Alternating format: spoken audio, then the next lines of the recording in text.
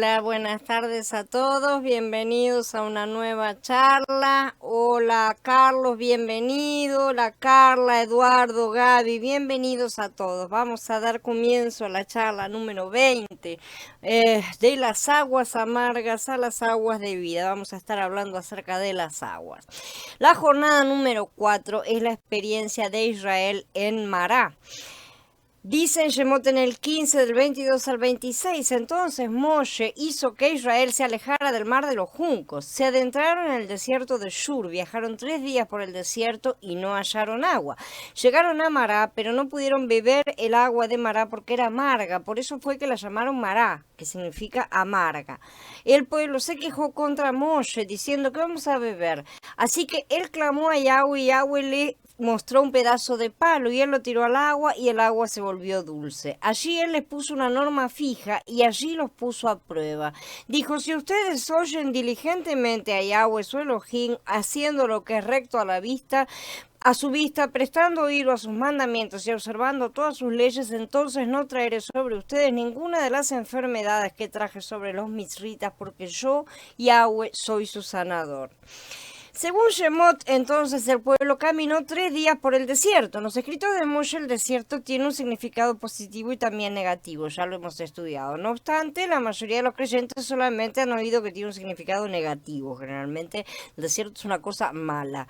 Muchos lectores de Shemot pueden sorprenderse al escuchar que el desierto en este pasuk también simboliza la resurrección, en el sentido de que es la salida de las aguas de la muerte. ¿Sí? Primero atravesamos el mar, el bautismo, ¿no es cierto? Somos sepultados en la muerte de Yahshua y entonces resucitamos, somos nuevas criaturas ahora en Mashiach, o sea, en la nueva humanidad. Si queremos entender esto correctamente, necesitamos el conocimiento adecuado de las escrituras y también algo de experiencia espiritual.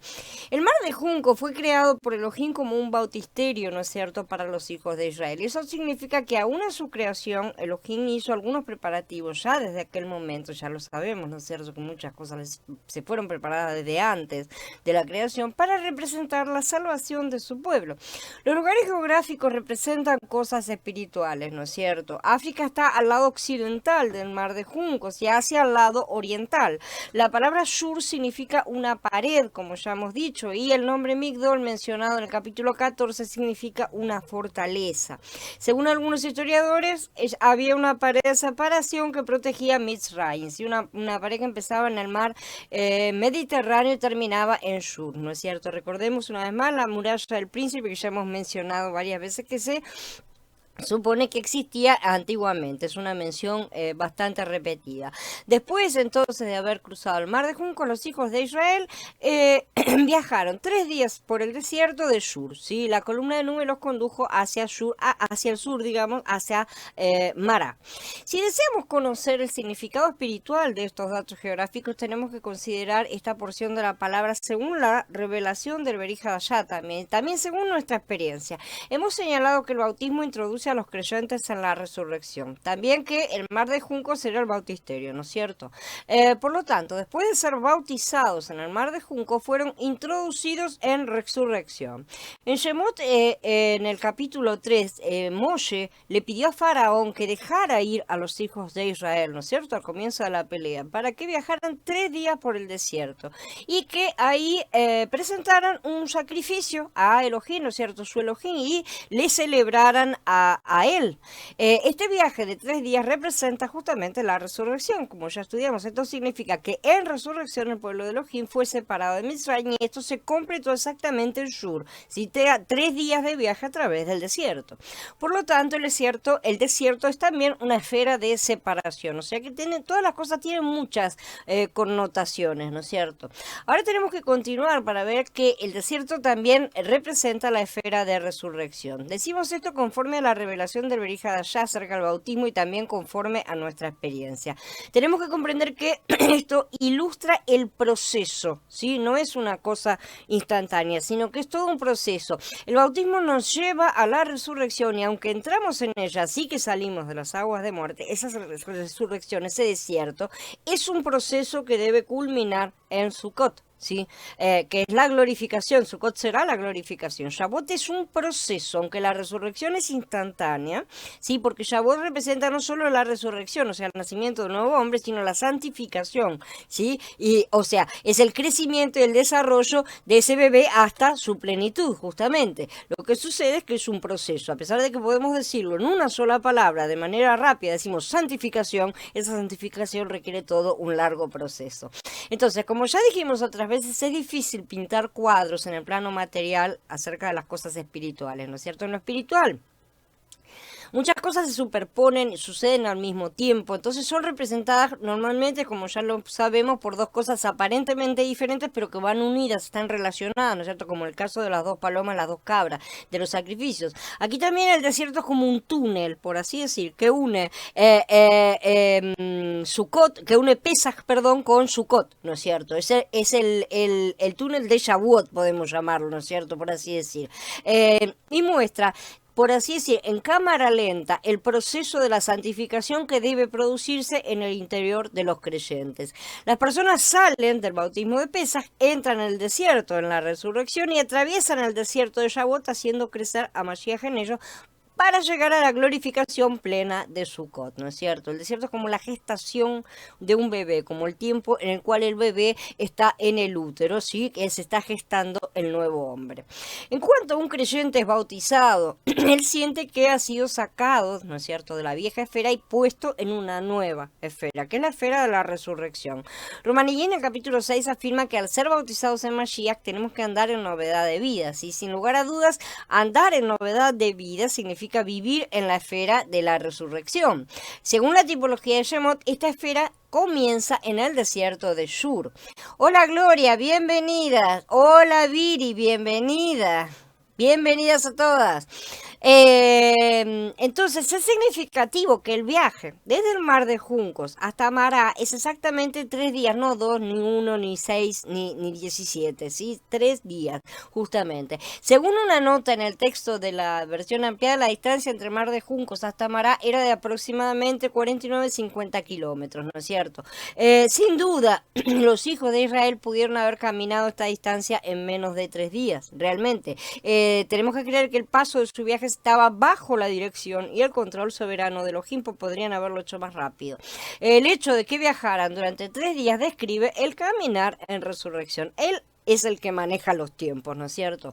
Cuando los hijos de Israel estaban en el desierto, ciertamente caminaron de una manera distinta de la manera en la que caminaban en el mundo. Ya no era la misma manera. En Goshen no tenían la columna de nube, ¿no es cierto? Pero en el desierto caminaban conforme a la guía de esa columna. Si eran conducidos por la presencia de Elohim a caminar de una manera que encajara en los tiempos de Yahweh.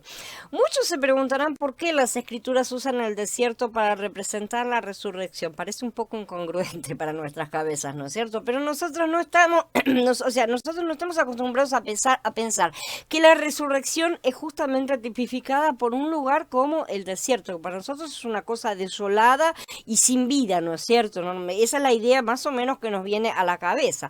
Para aquellos que han sido bautizados en Mashiach, la resurrección no es un desierto, ciertamente, pero es un desierto a los ojos de la gente mundana. Para el mundo, la gente que se salva entra en un desierto. Después de nuestro bautismo, nuestros parientes y amigos, es probable que hayan pensado que hemos entrado en alguna clase de desierto. ¿Sí? Cuando no nos dice que entramos en una secta y que estamos todos locos, que es lo normal, ¿no es cierto? Antes de ser bautizados estábamos en Mitzrayim disfrutando de los ajos, los puerros y las cebollas, ¿no es cierto? Y nuestros parientes y amigos estaban contentos con nosotros y no había problema. Pero al creer en Yahshua, ¿no es cierto? Y al ser bautizados fuimos introducidos en una nueva esfera, la cual nuestros parientes y amigos consideran que es un desierto, es un lugar aburrido, es un lugar donde ya no hacemos las cosas que hacíamos antes, ya no nos juntamos con los demás. Hola Javier, buenas tardes. Entonces es un lugar que para el mundo es un desierto verdaderamente, pero a los ojos de Elohim este desierto en realidad es una esfera de resurrección. Si tenemos la visión de Yahweh, nos daremos cuenta que la esfera en la cual hemos entrado por el bautismo no es un desierto, sino una esfera de separación y de resurrección, porque dará comienzo a partir de ahora nuestro camino de santificación. Al salir de Sukkot, finalmente acamparon entre Migdol y el mar, ¿no es cierto? Dice el capítulo 14. Elohim no condujo al pueblo por el camino de la tierra de los filisteos, ¿no es cierto? Ya sabemos porque, aunque ese era el camino habitual que tomaba la gente para viajar de Mitzrayim a Canaán, él condujo al pueblo hacia el sur, lo llevó a través del mar de juncos para que fueran bautizados, muy específicamente para eso. A los ojos de Faraón sabemos que todo esto fue una insensatez porque tomaron ese camino y él pensó que los tenía atrapados y justamente el atrapado fue él y todo su ejército, ¿no es cierto? Siempre a los ojos de los hombres la manera en que elogian hacer las cosas es una locura. Inclusive a los ojos de los creyentes, ¿no es cierto? Suele ser una locura. La gente también estaba loca diciendo nos comen, nos comen. Esa es la postura nuestra siempre en la misma situación, ¿no es cierto? Y tenemos que tener más fe en las cosas que él hace porque su mano es fuerte. No hay agua natural en el camino de la resurrección. Mará fue la primera parada entonces después de entrar en el desierto. En Shemot 12 vemos que los hijos de Israel viajaron desde Ramsés hasta Sucot, recuerdan, donde él les mostró un cuadro del premio final. Después inmediatamente los bautizó, los introdujo en el desierto y lo primero que encontraron fueron aguas amargas. Fantástico, ¿cierto? O sea, para deprimir a cualquiera, ya venían medio golpeados, medio así la cosa, vienen medio, porque sabemos que vienen con la multitud mezclada y todo lo demás, y suceden estas cosas, ¿no es cierto? Entonces, cualquier similitud que veamos con estas cosas, con nuestra vida real, nuestra vida espiritual, lo que hayamos pasado cada uno de nosotros, no es coincidencia, les puedo asegurar. Vemos que en el capítulo 15, durante este viaje de 3 días por el desierto, los hijos de Israel no encontraron agua. Viajaron 3 días y no encontraron agua. Esto significa que en la esfera de la resurrección no hay agua natural, no hay ninguna provisión natural, no están las aguas a las cuales estaban acostumbrados, ¿no es cierto?, antes. Después de ser bautizados e introducidos en la esfera de resurrección, tal vez esperemos recibir, es más, sí, es una certeza que esperamos recibir alguna clase de ayuda, ¿no es cierto? La ayuda que procede normalmente del agua natural. Uno pensaría, ahora que me convertí al Adón, o sea, a partir de este momento todo tiene que ser fácil, todo va a ser maravilloso, como me dijeron, ¿no es cierto? Ahora voy a ser feliz, no voy a tener ningún sufrimiento, no voy a tener sequedad, ¿no es cierto? Voy a tener abundancia de agua. Pero Mashiach nos conoce, ¿sí? Y sabe lo que necesitamos. Entonces no siguieron de largo por el llamado camino de Horus, ¿sí?, que era otro de los nombres de la ruta de faraones a Palestina, sino que se fueron al desierto. Antes de ser salvos, cuando vivíamos en la vieja esfera del mundo, teníamos una provisión más o menos abundante de aguas naturales procedentes del Nilo, ¿sí? Inclusive antes de entrar en el desierto pasamos por varios lugares, ¿no es cierto? Y teníamos una cierta provisión de aguas porque estuvieron viajando, estuvieron moviéndose y durante todo ese tiempo nos reclamaron, de manera que tenían alguna cierta provisión de agua que llevaban inclusive para sus animales. Hola Jorge, buenas tardes. Porque hasta ese momento nadie reclama nada, pero dice que entraron en el desierto y por 3 días no encontraron agua. Ahí no conseguían reabastecerse, se le estarían acabando, obviamente, su stock, ¿no es cierto? Lo que tenían guardado. Entonces, en la esfera de la resurrección vemos que esta agua natural que encontrábamos afuera no existe. Apenas salimos del bautismo, esa provisión es cortada, ¿no es cierto? Es algo que sucede bastante seguido en los comienzos, ¿sí? La verdad es que lo primero que queremos recibir es aquella visión que nos fue presentada en Sucot, ¿no es cierto? Que nos mostraron todas aquellas cosas maravillosas, esa promesa, ese premio, pero lo primero que encontramos son justamente las aguas amargas. Así que ellos tenían sed, pero no encontraron satisfacción. ¿Por qué? Porque esas aguas no eran puras, ¿sí? Lo primero que el Padre nos muestra en el desierto es que las aguas que antes bebíamos ahora nos resultan amargas. Antes las bebíamos y ni nos dábamos cuenta, pero ahora fuimos bautizados, nacimos de nuevo de lo alto. De repente lo que antes era dulce ahora se vuelve amargo y andamos con sed, nos quedamos con sed siempre. Cuando en nuestra vida creyente empezamos a ver en nuestras aguas interiores, ¿sí?, esas aguas que tenemos en nuestro interior, cómo eran de amargas, ¿no es cierto? Descubrimos cómo eran de amargas y no nos habíamos dado cuenta hasta ese momento, porque pensábamos que estaba todo bien, ¿sí? Están llenas de errores, están llenas de cosas mundanas, todo lo que le agrada a la carne y al agua son todas cosas amargas. Las aguas del viejo hombre son aguas impuras.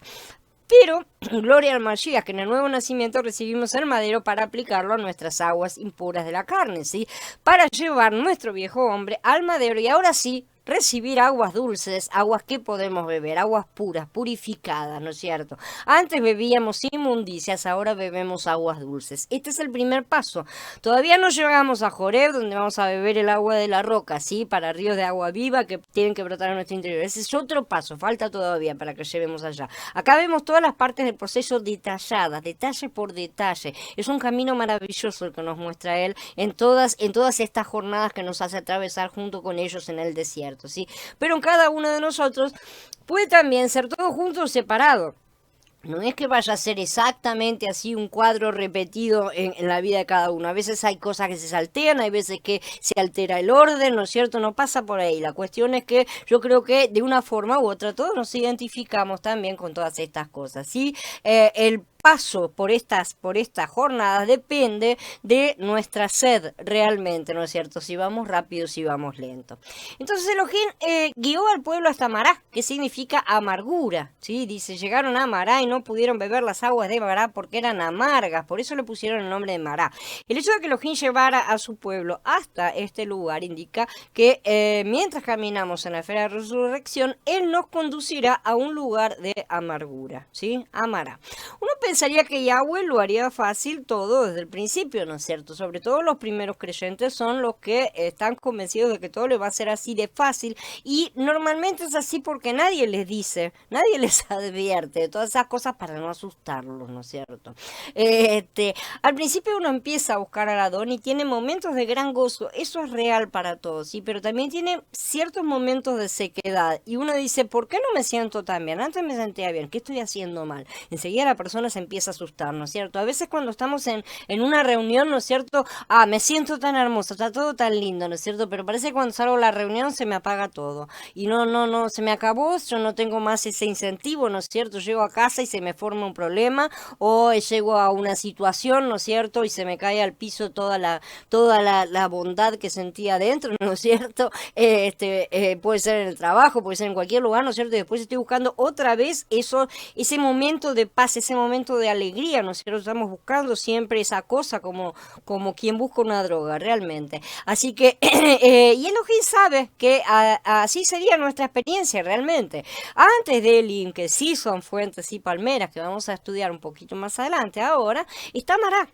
Mará es una experiencia anterior a la experiencia de Elim, que viene después, ¿no es cierto? Que es un poco más confortante. Por eso tenemos que detenernos en Mará. Yo creo que todos recordamos el primer amor, cuando el Adón nos salvó y estábamos llenos de amor, de alegría, esa felicidad que sentíamos en la presencia del Adón, cuando todo era maravilloso y no nos importaba nada, ¿no es cierto? Y cantamos y saltamos y exultamos, estábamos tan felices dentro, ¿no es cierto? Pero de pronto como que algo falta, ¿no es cierto? Como que tenemos sed y es que solo el Adón calma la sed realmente. Pero al principio uno no entiende que solo el Adón el que lo puede hacer, ¿no es cierto? Al principio uno piensa que son los cánticos o son las reuniones o es esto o es aquello, ¿no es cierto? Enseguida estamos buscando, bueno, ¿qué es lo que perdí? ¿Dónde lo perdí? ¿Dónde lo dejé que me lo pongo de nuevo, ¿no es cierto? Una cosa así. Entonces la carne propone, ¿por qué no vuelvo a cantar ese cántico que me gustó tanto la vez pasada? ¿Por qué no vuelvo a hacer aquella cosa que me hizo sentir bien aquella vez, ¿no es cierto?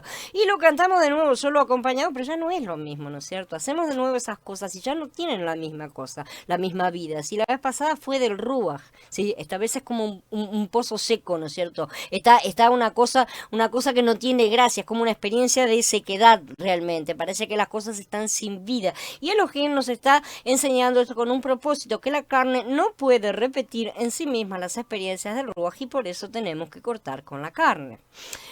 La murmuración. Cuando el pueblo descubrió que las aguas eran amargas, dice, murmuraron contra Moshe y dijeron, ¿qué vamos a beber? En el Pasuk 24. Tal como los hijos de Israel, también nosotros nos hemos quejado, ¿no es cierto? Hemos murmurado acerca de nuestras circunstancias amargas, los problemas que nos rodean. Esperábamos rosas y nos vinieron espinas. A menudo hemos dicho en todo de quejas, ¿qué haré? ¿Qué comeré? ¿Con qué me vestiré? ¿No es cierto? ¿Dónde viviré? ¿Qué clase de ayuda es esta que me estás dando? ¿No es cierto?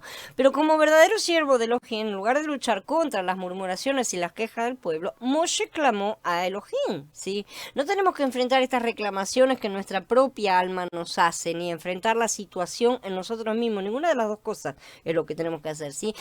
Tenemos que acudir a Yahweh, primeramente, no reclamando, sino clamando. Esa es la cuestión que tenemos que hacer. Habían murmurado una vez antes ya, ¿no es cierto?, en la orilla occidental del mar de Cañas, antes de cruzarlo, sí, sabemos, porque estaban muy nerviosos con la situación en la que venían los misritas encima, ¿no es cierto? Y van a murmurar muchas veces más antes de que termine su peregrinación, en un montón de veces. La murmuración iba a ser su manera usual de desahogarse, de desahogar la amargura de su alma ante las dificultades que encontraron regularmente. Y es la misma manera en la que nosotros utilizamos, nosotros nos quejamos y reclamamos. Tal vez no lo hacemos mirando hacia arriba y diciéndole que tiene la culpa de forma directa, pero se lo estamos colocando de manera indirecta, lo entendamos o no, ¿sí? Pero como Moshe era el responsable por su salida de Egipto, las cosas visibles que ellos veían, ¿no es cierto? Y era además su dirigente, sus murmuraciones iban dirigidas en primer lugar contra él, ¿no es cierto? La gente siempre tiene que acusar al que ve, ¿sí? Al que ve, pero no se dan cuenta de que estas formas están también acusando al que colocó al que ven, ¿sí? Porque hubo una mano superior que colocó a Moshe. Si ellos se quejan contra Moshe, automáticamente se están quejando contra la mano que colocó a Moshe ahí. La primera reacción de la carne es siempre rebelión, siempre. Si la carne se rebela, discute, reclama derechos, ¿no es cierto? Aunque tiene memoria corta para sus responsabilidades, eso sí. Se queja, llora, representa el papel de víctima, hace todas esas cosas. Como en su interior siempre persiste el miedo a ser castigado, el alma es cuidadosa a nivel inconsciente y culpa a la mano en vez del dueño de la mano. Estamos diciendo mano mala, ¿no es cierto? No es la mano, es todo, ¿no es cierto? La mano pertenece a alguien, pertenece a un cuerpo, pertenece al padre. Pero entonces eso es exactamente lo mismo. Nosotros podemos verlo. Un niño puede llegar a hacer esa disociación de ideas, ¿no es cierto? Porque necesita separar lo bueno de lo malo en su cabeza, pero nosotros no podemos seguir haciendo ese tipo de disociación, ¿no siente? Cuando nos rebelamos contra aquellos que Él ha colocado para guiarnos o para estar en un yugo, cualquiera de las dos cosas, ¿sí? Sean buenos o malos, entonces, nos rebelamos contra Él. Esa es la realidad. A veces también nos rebelamos contra su disciplina, no solo contra personas físicas, sino contra su disciplina. Cuando somos colocados bajo yugo, tanto de madera como de hierro, nos hemos alejado tanto de las escrituras y de su ley que no tenemos ni la menor idea de la cantidad de transgresiones que hemos acumulado y que tenemos que pagar porque no nos hemos arrepentido correctamente de cada una, ni hemos hecho restitución por cada una de forma correcta. No tenemos ni la menor idea de cómo está nuestra papelada legal, por así decir, ¿no es cierto? Israel muchas veces se rebeló y trató de escapar de los castigos y disciplina que Yahweh le imponía y siempre empeoró la situación. Y nosotros no le vamos atrás, realmente hacemos exactamente lo mismo y en la misma total ignorancia. Murmurar contra nuestras circunstancias es lo primero entonces que nuestra carne hace. Debemos someterla al madero y encarar la situación en nuestro ruaj de la mano de Mashiach. No debemos murmurar, tenemos que clamar a él, ¿sí? Como haría Josué más adelante, después de la derrota de Jai, tenemos que tomar nuestro Urim y Tumim, ¿no es cierto? Nosotros hoy vamos directamente al Ruach, porque ya lo tenemos, el Urim y el Tumim eran simbólicos del Ruach, ¿no es cierto? Y preguntarle qué es lo que ha provocado esa situación, para que corrijamos lo que deba ser corregido, como es cuando es el caso, ¿no es cierto? A veces se trata de algo que debemos corregir, a veces simplemente se trata de mostrar un comportamiento, se trata de exponer un comportamiento equivocado, como en este caso, acá se estaba exponiendo, ¿no es cierto? Y Yahweh les dio aguas amargas para exponer sus corazones, para que ellos murmuraran y así fuera puesto ese ruaj de murmuración, ese espíritu de murmuración. Lamentablemente muchos actúan como los israelitas, ellos no comprendieron que estaban siendo disciplinados, creyeron que estaban siendo maltratados, ¿no es cierto? Que es lo que la carne siempre se queja y reclama sus derechos, y se quejaron una y otra vez, sin aprender nunca. Por eso Yahweh terminó diciendo que eran pueblo de dura cerviz. Ellos estaban representando a la carne, por supuesto, sabemos que era un cuadro, ¿no es cierto? Por eso no podían aprender nada, no tenían el ruaj en su interior, que es la ley en nuestro corazón, por lo tanto sus respuestas no podían jamás ser las correctas. Yahweh estaba mostrándonos a través de ellos, de ese cuadro vivo, ¿sí? Que la carne nunca puede agradar a Elohim. Literalmente, la carne es rebelde, es murmuradora, es egoísta y es contenciosa. La carne siempre reclama y reivindica sus derechos y no comprende que en última instancia ella misma atrae sobre sí su propio mal. La amargura siempre produce murmuración y descontento. Al principio de nuestra experiencia espiritual buscamos saciarnos a nosotros mismos. Al principio buscamos estar felices, tener experiencias de paz. Ese es el comportamiento del bebé espiritual, ¿sí? Al principio, aunque creemos que sí, que en verdad no buscamos estar al Adón de esa manera, no lo estamos buscando directamente. Nosotros creemos que sí, que lo estamos buscando, pero en realidad estamos buscando nuestra propia satisfacción. En el Adón, correcto, pero estamos buscando nuestra satisfacción, ¿sí? Buscamos deshacernos del estrés, no buscamos adorarle, buscamos la emoción tan agradable que sentimos cuando cantamos o cuando estuvimos en aquella reunión, ¿no es cierto? Pero es muy distinto buscar al Adón y buscar la emoción. Son dos cosas muy, muy diferentes. ¿Sí? Una cosa alimenta al ruaj y la otra agrada a la carne. Y hay muchas personas que no saben distinguir una cosa de la otra. No que sentir esa sensación sea malo, ¿tá? No pasa por ahí. Ciertamente si adoramos en el ruaj, experimentamos gozo y también el cuerpo lo experimenta. Recibimos el cuerpo para tener esas experiencias. No es que todo lo que experimenta el cuerpo es malo. No pasa por ahí. Pero la motivación es siempre lo primero, no lo secundario. Y ahí está el problema. El cuerpo quiere otra vez tener la sensación, pero sin la motivación. No le interesa al cuerpo la motivación, ¿tá? No le interesa nada. Es como un bebé el cuerpo, ¿no es cierto? No me importa nada, quiero la mamadera, ¿no es cierto? Eso es lo que quiere. No es cantar para sentirnos bien, es adorar porque lo amamos. Esa es la cosa. Entonces, en ese momento, nos vamos a sentir bien, ciertamente. Esa es la consecuencia, pero no el objeto que estamos persiguiendo. Los frutos son lo secundario, no lo primario. Se producen a causa de, y no porque están, no podemos esforzarnos por dar el fruto, sino por hacer crecer la semilla interior, justamente. Ella sola va a producir los frutos, no somos nosotros. Hay mucha gente que está tratando de producir frutos y producen frutos falsos, producen frutos en apariencia, ¿no es cierto? Son pautas de comportamiento nada más, disfraces, lo puede hacer cualquiera, ya lo he dicho muchas veces, lo puede hacer una persona que no sea creyente, pueden tener comportamientos muy adecuados, ¿no es cierto? Muy respetables delante del mundo, muy santos a los ojos de muchos, ¿sí? Pero eso no es dar fruto, porque no tiene la esencia verdadera, no salen de la verdadera fuente, ¿no es cierto? Si no hacemos crecer la semilla y pretendemos dar frutos, esos van a ser frutos de la carne, ¿sí? De la vieja planta que todavía está en nuestro interior. Ella puede producir frutos falsos, ¿sí? Son bastante parecidos a los verdaderos, lo suficiente para muchas veces engañarnos hasta nosotros mismos, ¿sí? Y al mundo, inclusive. Pero los frutos de la semilla de Mashiach que crecen en nuestro interior brotan espontáneamente. Nosotros no hacemos nada para que ellos broten. Brotan cuando nosotros estamos haciendo crecer las semillas y no necesitamos forzarlos porque en su momento ellos aparecerán. Al principio nuestras búsquedas son impuras, hay mezclas, ¿no es cierto? Buscamos sentimientos, buscamos emociones, somos egoístas, somos psicológicamente egoístas, ¿no es cierto? Buscamos agua para saciarnos, pero como hay impurezas no quedamos saciados. Esa es la situación normal, ¿no es cierto? Pero entonces veamos, cuando dejamos todo en las manos de Yahweh, nos humillamos, parece que todo se endulza, ¿sí? ¿Saben por qué? Porque nos hemos negado a nosotros mismos y hemos aplicado el madero a las aguas amargas. Entonces el madero de Mashiach endulza las aguas.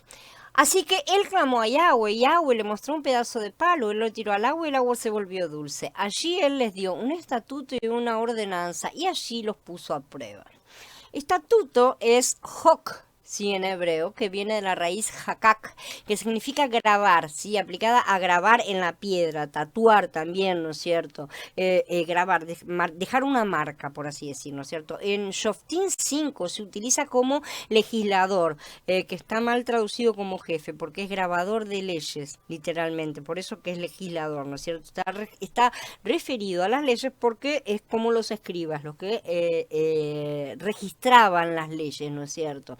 Ahí está la implicación y la relación. Para establecer diferencias entre unas y otras, las traducciones usan diferentes palabras, como por ejemplo estatutos, normas, ordenanzas, depende, ¿no es cierto? Cada uno va a encontrar, si pueden buscar en una comparación, se van a dar cuenta de que se utilizan todas esas palabras, pero nosotros tenemos que tratar de recuperar ese significado intrínseco de la propia palabra original al leerla, ¿sí? De esta manera, un estatuto es una palabra grabada, una ley firme que ha sido escrita, grabada. Esa es la parte importante que tiene esta palabra aquí, ¿no es cierto? Hok es singular y masculino y su plural es hokim, ¿sí? Aquí aparece en singular justamente porque se refiere a una cosa única, como vamos a ver.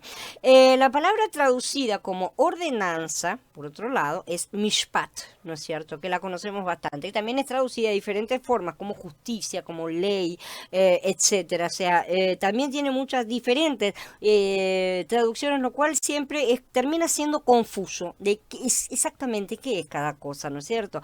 Propiamente es sentencia en cuanto a que es la emisión final de la aplicación de una ley, ¿sí? Es lo último que la ley dice, bueno, termina de ser la aplicación de la ley, viene la sentencia. Ahí está la sentencia final, ¿no es cierto? La sentencia o veredicto es la parte práctica de la ley teórica, ¿sí? Cuando termina la ley, terminamos de mirar la ley en determinado caso, entonces el juez dicta sentencia, como se dice, ¿no es cierto? Está dando el veredicto, está poniendo la parte práctica, ahora está determinando la pena, ¿sí? Lo que se aplica. Entonces Yahweh aquí está diciendo que esta es una ordenanza que debe ser aplicada siempre.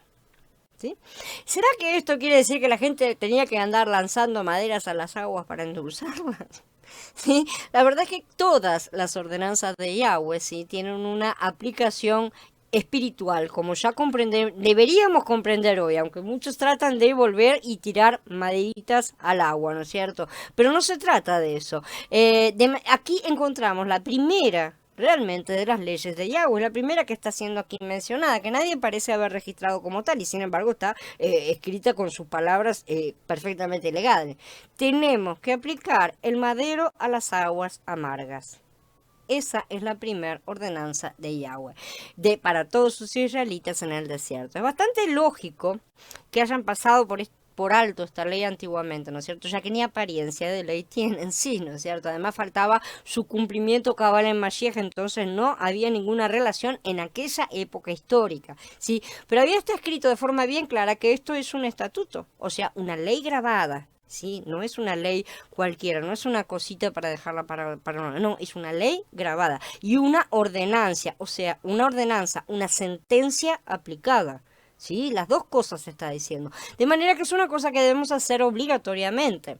El error de muchos ha sido, como ya sabemos, dejar de lado partes de las escrituras, porque ellas son un todo y muy claro cuando las miramos de forma completa y ordenada y no picoteando un poco aquí, un poco allá, ¿sí?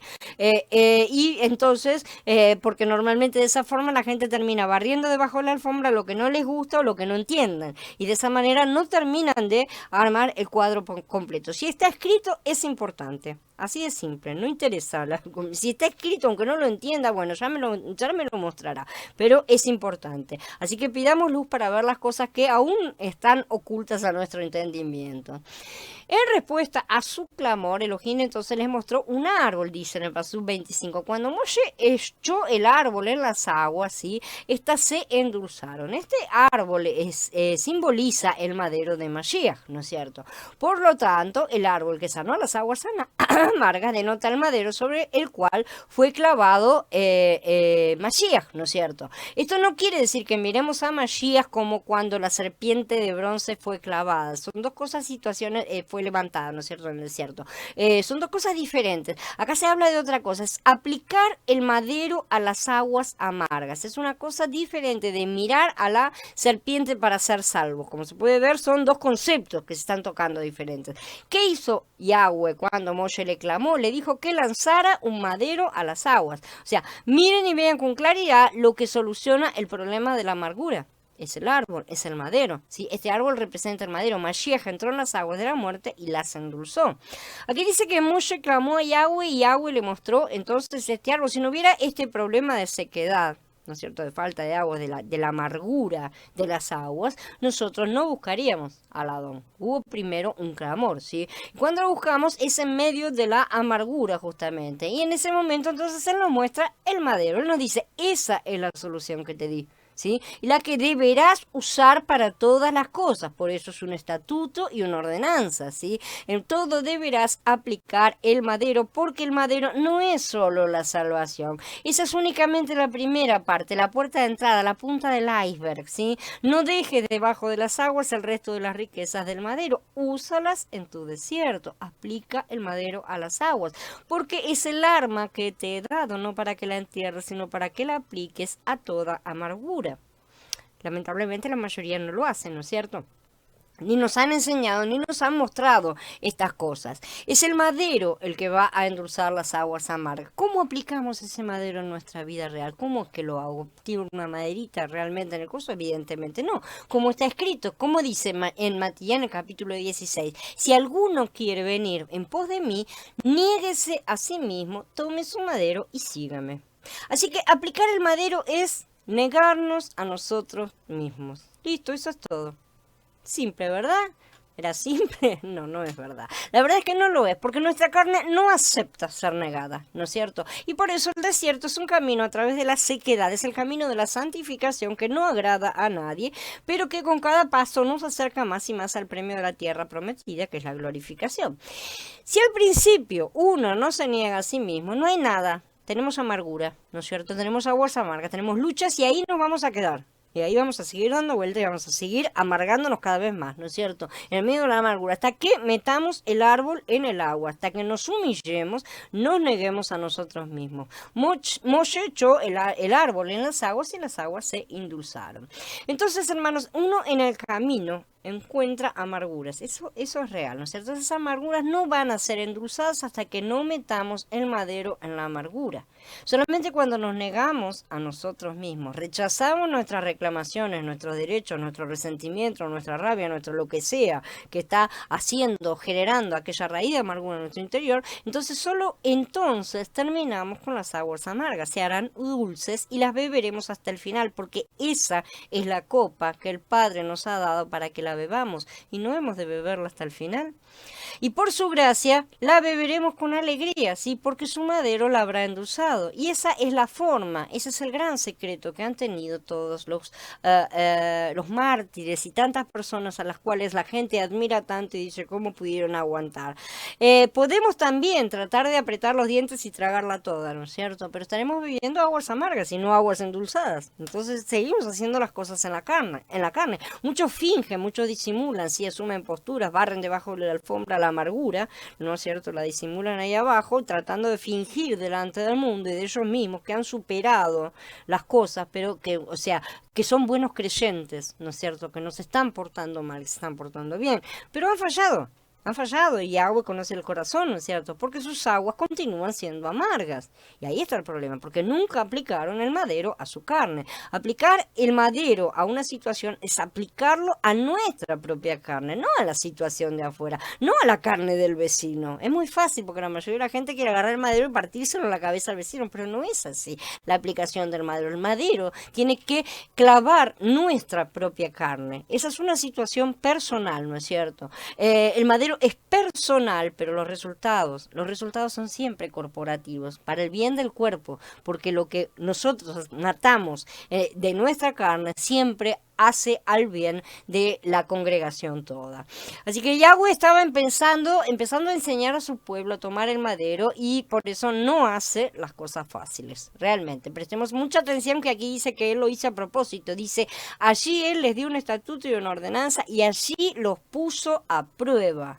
¿Tá? Que quede claro, ¿sí? Eso nos dice que cuando estamos en amargura nos está probando para ver si aplicamos el estatuto que nos ordenó. Recordemos que este es un estatuto y que este estatuto no se refiere a aplicar una maderita, a poner un pedazo de madera en una taza de agua. Esto se refiere al madero de Mashiach. Por lo tanto, es una ordenanza que sigue vigente en los días de hoy. Yahweh es nuestro sanador. Inmediatamente después de que las aguas fueron endulzadas, Elohim dijo: si ustedes oyen diligentemente a Yahweh su Elohim, haciendo lo que es recto a su vista y prestando oído a sus mandamientos y observando todas sus leyes, entonces no traeré sobre ustedes ninguna de las enfermedades que traje sobre los mitritas, porque yo, Yahweh, soy su sanador. Si leemos todo esto de corrido, tal vez no consigamos comprender por qué se menciona esto inmediatamente después de la sanidad de las aguas amargas, ¿sí? Pero si consideramos esto a la luz de nuestra experiencia, nos vamos a dar cuenta que el madero de Mashiach no solo sana nuestra situación amarga, sino que también nos sana a nosotros y evita las consecuencias de nuestras acciones. Cuando no aplicamos el madero a nuestras circunstancias amargas, la amargura nos corroe por dentro, y esto es literal y es físico.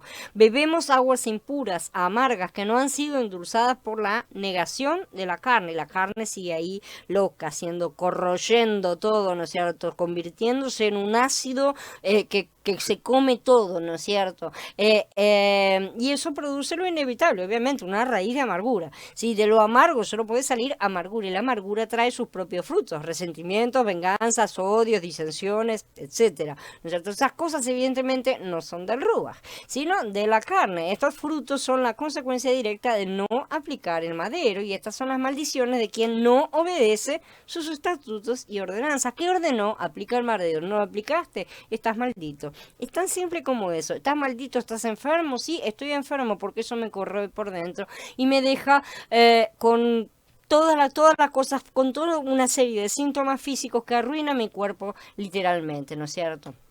Entonces, las aguas en nuestras circunstancias no son lo único amargo. Nosotros mismos también somos amargos y necesitamos sanidad.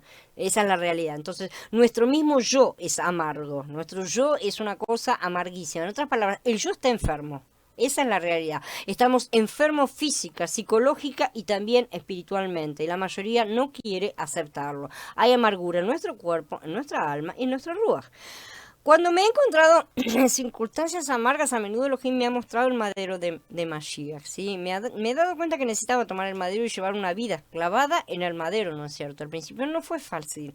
Al principio la carne se niega a todas esas cosas. Esto no es fácil de aplicar, pero tampoco es imposible, realmente. Él nunca nos ordena algo que no podamos hacer, aun cuando precisemos de sacrificios, ¿sí? Aplicar el madero siempre nos salva de nuestras situaciones amargas, y además somos sanados. Y la mayoría cree que el madero de Yahshua es solo la salvación, ¿no es cierto? Pero esa es solo la primera parte, ya lo dije.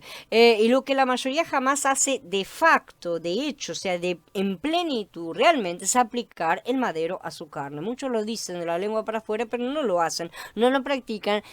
Y en los frutos vemos los resultados, ¿sí? A veces lo hacen en alguna ocasión, ¿no es cierto?, a las perdidas, cuando se acuerdan. Después su carne se felicita porque apliqué el madero. Entonces viene así y ya está, se arruinó todo lo que hizo porque ahora le sale el orgullo, ¿sí? Eso en verdad no es aplicar el madero. El madero debe ser aplicado a todas las circunstancias amargas, no a una que otra, cuando me acuerdo, cuando tengo ganas, cuando no estoy demasiado nervioso, porque no, ahora no puedo.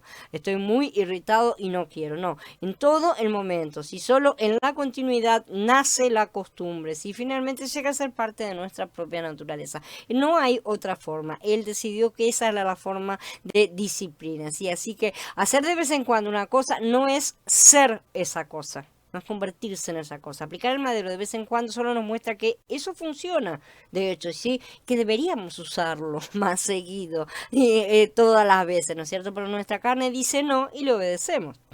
Elohim me ha mostrado a menudo que hay amargura dentro de mí, sí, amargura por tantas cosas que uno guarda en su costal de papas podridas, ¿no es cierto? Resentimientos por maltratos, muchas veces imaginarios, porque no fuimos reconocidos, porque no nos trataron bien, porque nos trataron mal, porque no nos trataron, porque siempre tenemos alguna cosa, ¿no es cierto? Por blanco, por negro, siempre hay algo que tenemos allá adentro para inventarnos algún resentimiento.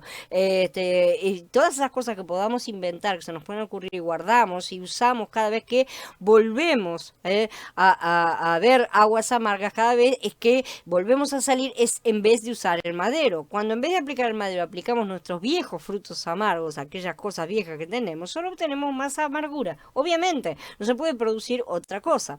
Me demostró tantas veces que había amargura en mi yo y también en mis circunstancias, y que era porque yo misma lo permitía, aferrándome a esas viejas aguas amargas en vez de aplicarles el madero. ¿sí? Me hizo ver que había amargura en todo mi ser completo. No había un pedazo que no tuviera, que necesitaba aplicar el madero de Mashiach a cada aspecto de mi ser, lo cual implica un trabajo bastante más serio y repetido que lo aplico una vez cada tanto. No, es en todas las situaciones, es cada vez.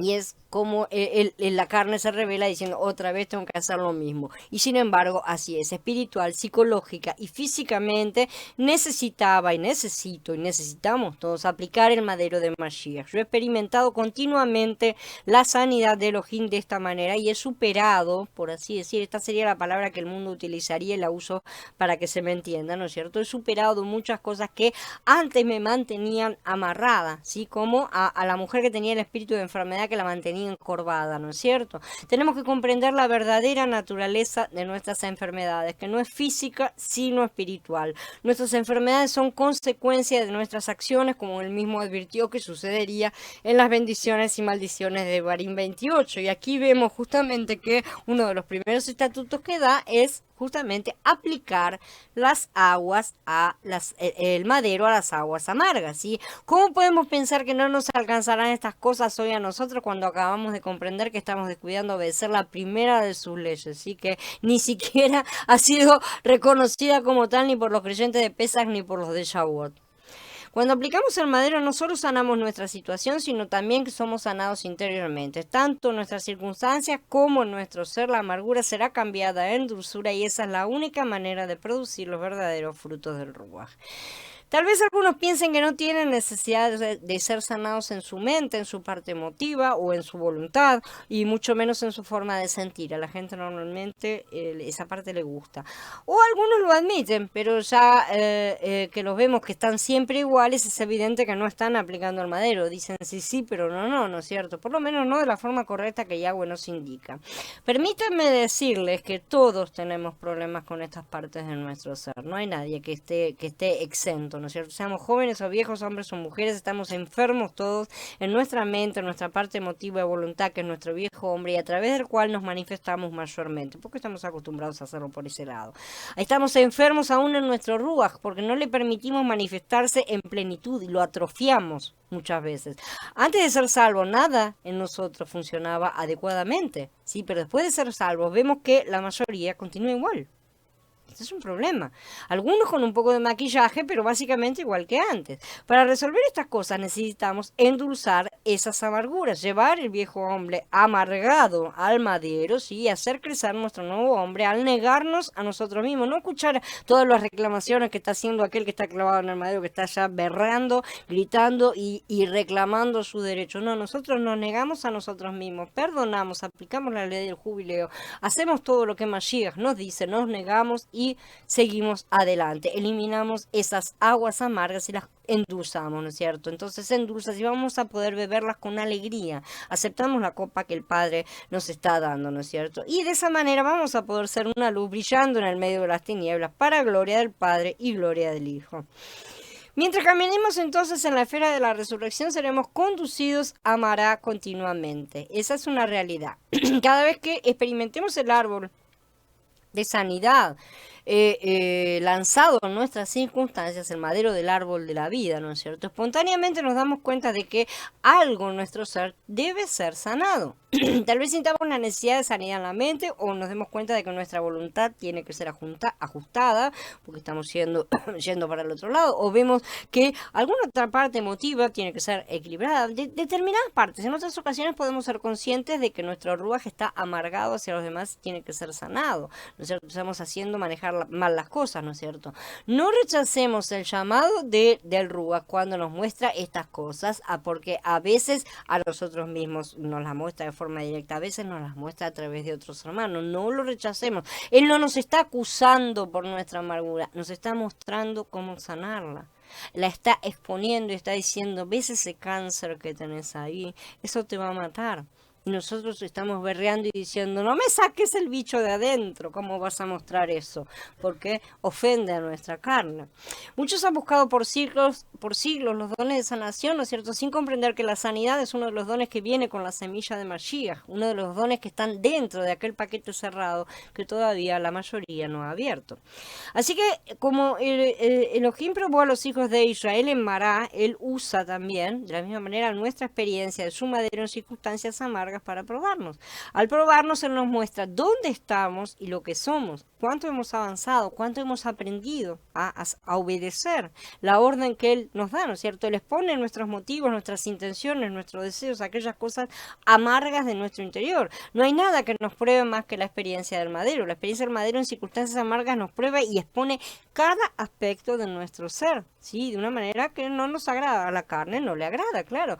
Cuando estamos expuestos de esta manera, debemos orar pidiendo su apoyo y su presencia para que nos acompañe a través de esa experiencia, ¿sí? Para que no rechacemos su disciplina y no perdamos esa enseñanza. Esta clase de sanidad difiere mucho de las llamadas sanidades que se producen en las campañas de sanidad del mundo, ¿no es cierto?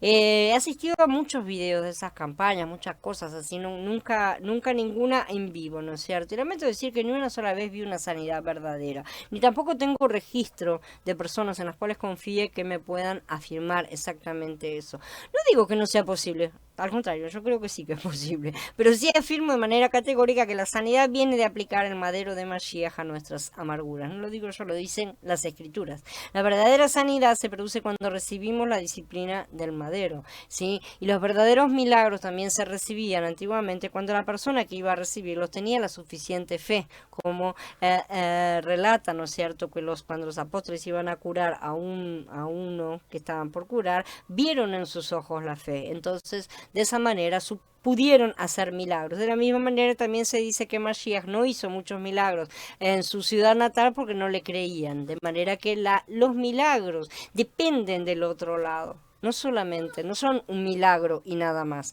que hace una persona, dependen del otro lado también. Entonces la vida de resurrección de Mashiach se convertirá en nuestro poder de sanidad y Elohim se convierte en nuestro sanador. Cuanto más somos sanados por Elohim, más tenemos un oído que escucha su voz, un corazón que guarda sus estatutos, ¿sí? Y tenemos la disposición de obedecerle. Como resultado, esas partes se harán uno con Elohim de una manera práctica. Si no somos sanados, permaneceremos rebeldes en todos los aspectos de nuestro ser. Lamentablemente, nuestro ser natural está constituido de rebeldía, porque el elemento de la misma está en todas nuestras partes interiores, y la rebeldía está en todas partes. Mientras se aplica el madero a nuestro ser, nuestras partes interiores serán sanadas y sometidas, justamente. Que todos experimentemos entonces esta sanidad día tras día. La jornada 5, la experiencia de Israel en Elim. Y llegaron a Elim, donde había 12 manantiales de agua y 70 palmeras, y acamparon allí junto al agua. Dice en Shemot 15. Después de que los hijos de Israel cruzaron el mar de juncos, la columna de nube los llevó a Mará y después de allí fueron a Elim, ¿sí? Si miramos un mapa vamos a ver que la ruta de su viaje no fue conforme al concepto humano, como venimos diciendo, sino conforme al concepto divino. Él deliberadamente los llevó hacia el sur, ¿no es cierto? Y después de cruzar el mar de juncos no viajaron hacia el norte de nuevo, hacia Canaán, ¿no es cierto? A pesar de que pasaron por el bautismo, podían haber, bueno, listo, ya nos bautizamos, ahora vamos para allá. No, él los continuó conduciendo hacia el sur, pasaron por Mará y de ahí se fueron a Elim. Recordemos que entonces era Elohim mismo, ¿no es cierto? Gracias, Gaby. Perdón. Recordemos que era Elohim mismo entonces en la columna y la nube, ¿sí? Mashiach, el que condujo el pueblo en su viaje, ¿sí? Él nos hizo tomar un camino totalmente diferente y nosotros no hubiéramos ciertamente tomado ese camino, ¿no es cierto? Esto con seguridad fue una de las fuentes de murmuración, ¿no es cierto? Yo me imagino, tenemos que imaginarnos la postura de la gente. Nos dijiste, Moshe, ¿dónde estamos yendo? ¿No es para el otro lado? Me dijiste que nos íbamos a Canaán, ¿no es cierto? Bueno, Canaán queda para allá. ¿Por qué estamos yendo para allá? Tenemos tenemos que imaginar la cabeza también de las personas en aquel momento. A estas preguntas Moshe quizá hubiera contestado, yo no escojo el camino que tomamos, está la columna en la que nos guía, la están viendo, ella es la que nos guía para allá y tenemos que ir para allá, ¿sí? Y después podría haber agregado, hace apenas 3 días esa columna nos protegió del ejército faraón, ¿se acuerdan de eso? ¿Sí? ¿No creen que deberíamos confiar en esa columna y seguir su dirección?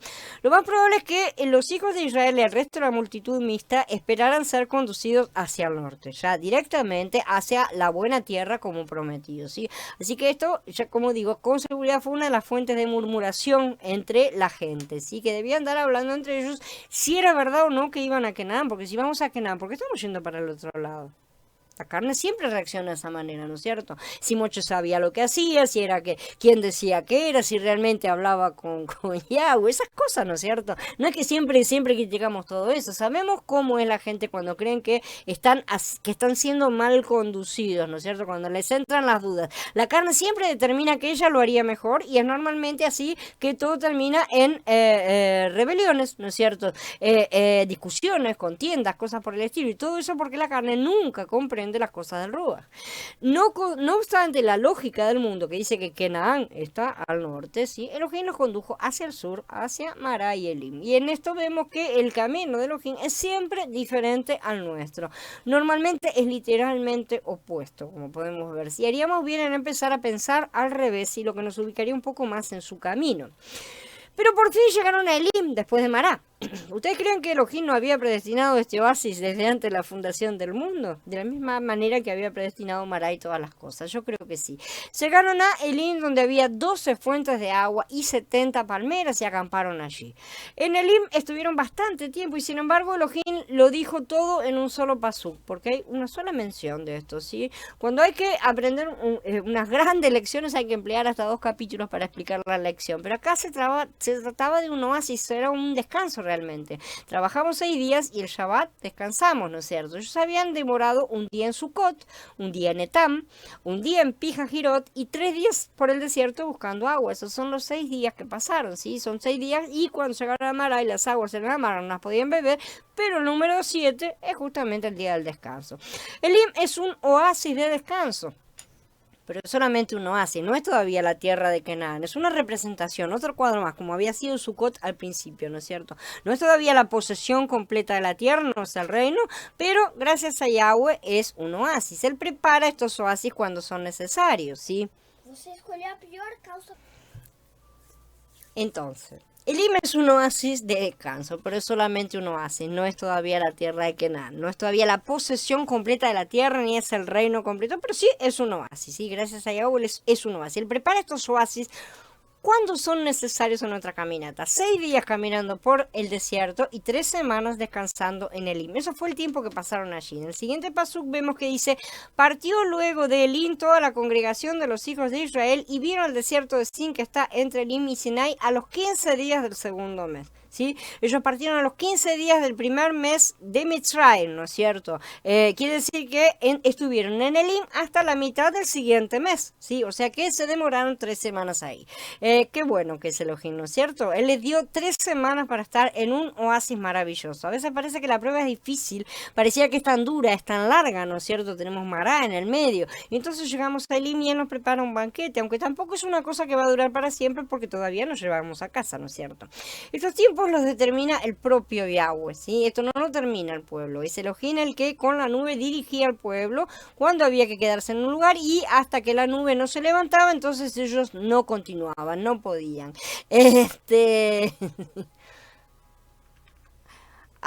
Entonces, él es tan paciente, ¿no es cierto? Porque realmente él es muy paciente. Y nosotros estamos siempre quejándonos y reclamando de todo. Y enseguida que aparecen las nubes de lluvia, nos olvidamos de los oasis, de las palmas. Nos olvidamos de todo, absolutamente, la fuente, ¿no es cierto? Como los israelitas se olvidaron de todas las las plagas que habían caído sobre Egipto, todas esas cosas maravillosas cuando estaban los mitritas cayéndoseles encima contra el mar. Nosotros somos exactamente iguales. No digamos que somos mejores que aquellos que haríamos las cosas de una manera diferente. Eso es fariseísmo. El fariseísmo dice eso. Nosotros somos iguales y no peores que aquellos que estaban en el desierto, ¿no es cierto? Así que estamos siempre quejándonos, siempre reclamando, y enseguida que aparecen las nubes de lluvia, entonces nos olvidamos de todo y ahí va el chubasco de reclamaciones. Pero él a veces nos deja por bastante tiempo en situaciones agradables, en situaciones que son fáciles, ¿no es cierto? Normalmente después de atravesar situaciones difíciles. Es una especie de vacaciones, por así decir, que él nos da, ¿no es cierto? Elim es una situación fácil y es agradable, pero también tiene su aprendizaje, ojo. En hebreo, Elim es un sustantivo en plural que significa los poderosos o los fuertes, ¿sí? Elim es el plural de él. Sí, sabemos que él es poderoso, ¿sí? Mientras que Elohim es la forma plural de Eloah.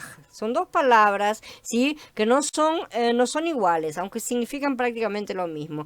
En este sentido, para buscar el significado necesitamos algo más que la Strong, ya que la Strong no establece diferencia entre plurales de una misma palabra, ¿no es cierto?, en los originales. La Strong es como una especie de diccionario que no conjuga los verbos. En cambio, entonces, para encontrar la diferencia entre los plurales y los singulares en estas versiones hay que andar buscando, y hay algunas versiones interlineales que ayudan a cómo realmente fueron utilizadas en cada pasuk, ¿no es cierto? Pero otras Biblias interlineales pueden ayudar a esto, justamente. Entonces, a pesar de la similitud de significados, él y Eloá, ¿sí?, y sus plurales respectivos, son palabras diferentes y son palabras independientes, ¿sí? Además, la diferencia de Elohim, que puede aparecer tanto en plural como en singular, como sabemos, ¿no es cierto?, determinado por los verbos que lo acompañan. Eso es lo que determina cuál es el uso de la palabra, ¿no es cierto?, y no por las inquietudes de los traductores que se ponen nerviosos. El plural de él, o sea, Elim, justamente lo que estamos leyendo ahora, siempre tiene que traducirse en plural y no en singular, como ocurre por lo general con Elohim, que muchas veces se puede traducir en singular, ¿sí? Y hablamos de el Elohim de Israel, justamente. Pero el plural, Elim, siempre tiene que ser traducido en plural, diferentemente. Como sustantivo, entonces, él significa fortaleza, y como adjetivo significa poderoso, en ese sentido, algo que tiene fuerza, algo que tiene poder, ¿no es cierto? Deriva de ágil, sí, que significa fuerza, justamente, poder. Eso es lo que significa esa palabra. Puede traducirse como Elohim realmente, pero puede aplicarse también a otros dioses, como veremos. Esta palabra casi es la misma que el nombre de esta jornada, Elim. Sería mejor transliterar este local como Eilim, para esa diferencia sutil, pequeña, ¿no es cierto?, que es una vocal, o sea que no está en los textos, sino que es una vocal y va en la pronunciación, y significa palmeras en el sentido de algo firme, como columna, ¿no es cierto? Por eso es que deriva justamente de la misma palabra Elim, ¿sí? Se relaciona con el sentido, en el sentido de los poderosos, las columnas que sustentan las cosas. Las palmeras son como columnas, y antiguamente se las utilizaba literalmente como columnas, ¿no es cierto?, en las construcciones simples de tiendas y cabañas, porque son altas, son fuertes y son firmes. Vamos a hablar un poco de los números en la tipología del reino. En las escrituras, los números 12 y 70 tienen un significado espiritual. El número 12 representa el gobierno perfecto de Yahweh, ¿sí? El 12 es un número relacionado con el gobierno. Las escrituras enseñan que el 12 se compone de 4 por 3, ¿no es cierto? Por ejemplo, la Nueva Jerusalén tiene 12 puertas, 3 a cada uno de los 4 lados de la ciudad, ¿no es cierto? El número 4 representa a las criaturas, la creación, ¿sí?, relacionado con los 4 puntos cardinales del mundo, que son los 4 vientos, y especialmente a la humanidad como corona de la creación, ¿sí? El número 3 representa la perfección de Elohim, que no solo ha elegido hacerse conocido a los hombres bajo 3 formas, que son el Padre, el Hijo y el Ruach, pero que no son 3 personas, no es una trinidad, sino que ha determinado también que el camino de redención de la creación, incluyendo a la humanidad en esa redención, se ha realizado en 3 etapas, que las conocemos, están simbolizadas por sus 3 fiestas, Pesach, Shavuot y Sukkot. Entonces tenemos también 12 tribus de Israel y también los 12 tribus de Ismael, tenemos que recordar, formaron su nación, los 12 bueyes del mar de bronce, los 12 apóstoles, las 12 puertas de la Nueva Jerusalén con sus 12 malachim, sus 12 perlas, ¿no es cierto? Los 12 fundamentos del muro de la ciudad de Jerusalén con los nombres de los 12 apóstoles, los 12 frutos del árbol de la vida, por citar algunos de estas relaciones, ¿no es cierto?, de este número. El hecho de que haya 3 puertas a cada lado de la Nueva Jerusalén indica que entramos en esta ciudad a través de Elohim, es decir, a través del Hijo que manifiesta al Padre y nos conecta a través de su Ruach, ¿sí? Esa es la conexión. Ya que el 4 representa la humanidad y el 3 Elohim, 4 por 3 representa la mezcla de Elohim con la humanidad. Esto es mezcla. Por lo tanto, el significado del número 12 es la mezcla de la divinidad con la humanidad para el gobierno del reino de Yahweh en la tierra. La restauración de todas las cosas perdidas, la recuperación del dominio que fue entregado al hombre Adán y que fue perdido. Esta mezcla no es temporal, sino que es eterna. ¿Sí? No se trata de una mezcla ionian, ¿sí?, por las eras. Esta sí va a durar más allá de las eras. Al considerar la descripción de la Nueva Jerusalén, ¿no es cierto?, que vemos en Gilgalut, en los capítulos 21 y 22, vemos que el número 12 es un número eterno, un número que va más allá de esta era, ¿no es cierto? Decimos eterno por darle una definición, pero realmente no sabemos hasta cuándo va a durar. Es un número usado más allá de la semana de milenios de la creación. Además, en la Nueva Jerusalén vemos que la mezcla de la divinidad con la humanidad está relacionada con la administración de Elohim, ¿sí? Porque la Nueva Jerusalén es el centro de la administración universal y eterna de Yahweh, es el núcleo central del gobierno del reino de los cielos. Ese es el núcleo. El número 12 representa entonces la perfección y culminación del gobierno de Yahweh, recuperado para el uso para el cual fue creado, ¿no es cierto? Lo que se perdió es recuperado, el dominio sobre toda la tierra. Por lo tanto, el número 12 representa la mezcla de la divinidad con la humanidad para llevar a cabo la administración de manera completa y perfecta, la administración de Elohim por la eternidad. Si consideramos a la Nueva Jerusalén, entonces veremos que el significado extenso, ¿no es cierto?, más extenso de este número 12. Es Elohim mezclado con el hombre, entonces, como decimos, para llevar a cabo su administración eterna en el tiempo completo y de forma plena, ¿no es cierto?, en plenitud. En esta administración eterna no hay carencia alguna. Por el contrario, todo es perfecto y completo, realmente, ¿no es cierto? Ya a partir de ese momento ya todo es perfecto. En el Tanaj, los hijos de Israel, o sea, la raza, la planta escogida de Elohim, si pertenecían a las 12 tribus, ¿no es cierto? En el Brihadashá, Yahshua eligió a los 12 apóstoles, ¿no es cierto? Estas 12 tribus y 12 apóstoles son los fundamentos de la Nueva Jerusalén, como está escrito. Dice que las 12 tribus son las 12 puertas de la ciudad y los 12 apóstoles son los 12 fundamentos del muro. Esto indica que las 12 tribus, los 12 apóstoles son las bases de la administración eterna de Yahweh. Esto no en cuanto a personas individuales, sino a los principios que ellos representan, ¿no es cierto? Evidentemente esto es una simbología, no se trata de personas físicas, ¿no es cierto? A pesar de que sí van a estar, ¿no es cierto? Sí pertenecen al grupo de los árboles, sí están, pero de cualquier manera están representando una cosa que es mayor todavía. Entonces ahora podemos entender el significado de las 12 fuentes de aguas en Elim. Estas fuentes representan la intención de Yahweh de mezclar su divinidad con la humanidad para recuperar lo perdido. Este es otro cuadro que les coloca justamente para que ellos miren y vean. Hola Karen, hola Luis, bienvenidos. Estas fuentes representan la intención de mezclarse, entonces representan a Elohim como el agua viva que fluye dentro de su pueblo escogido para mezclarse con ellos a fin de cumplir su administración. Las fuentes no son el agua es Mashiach.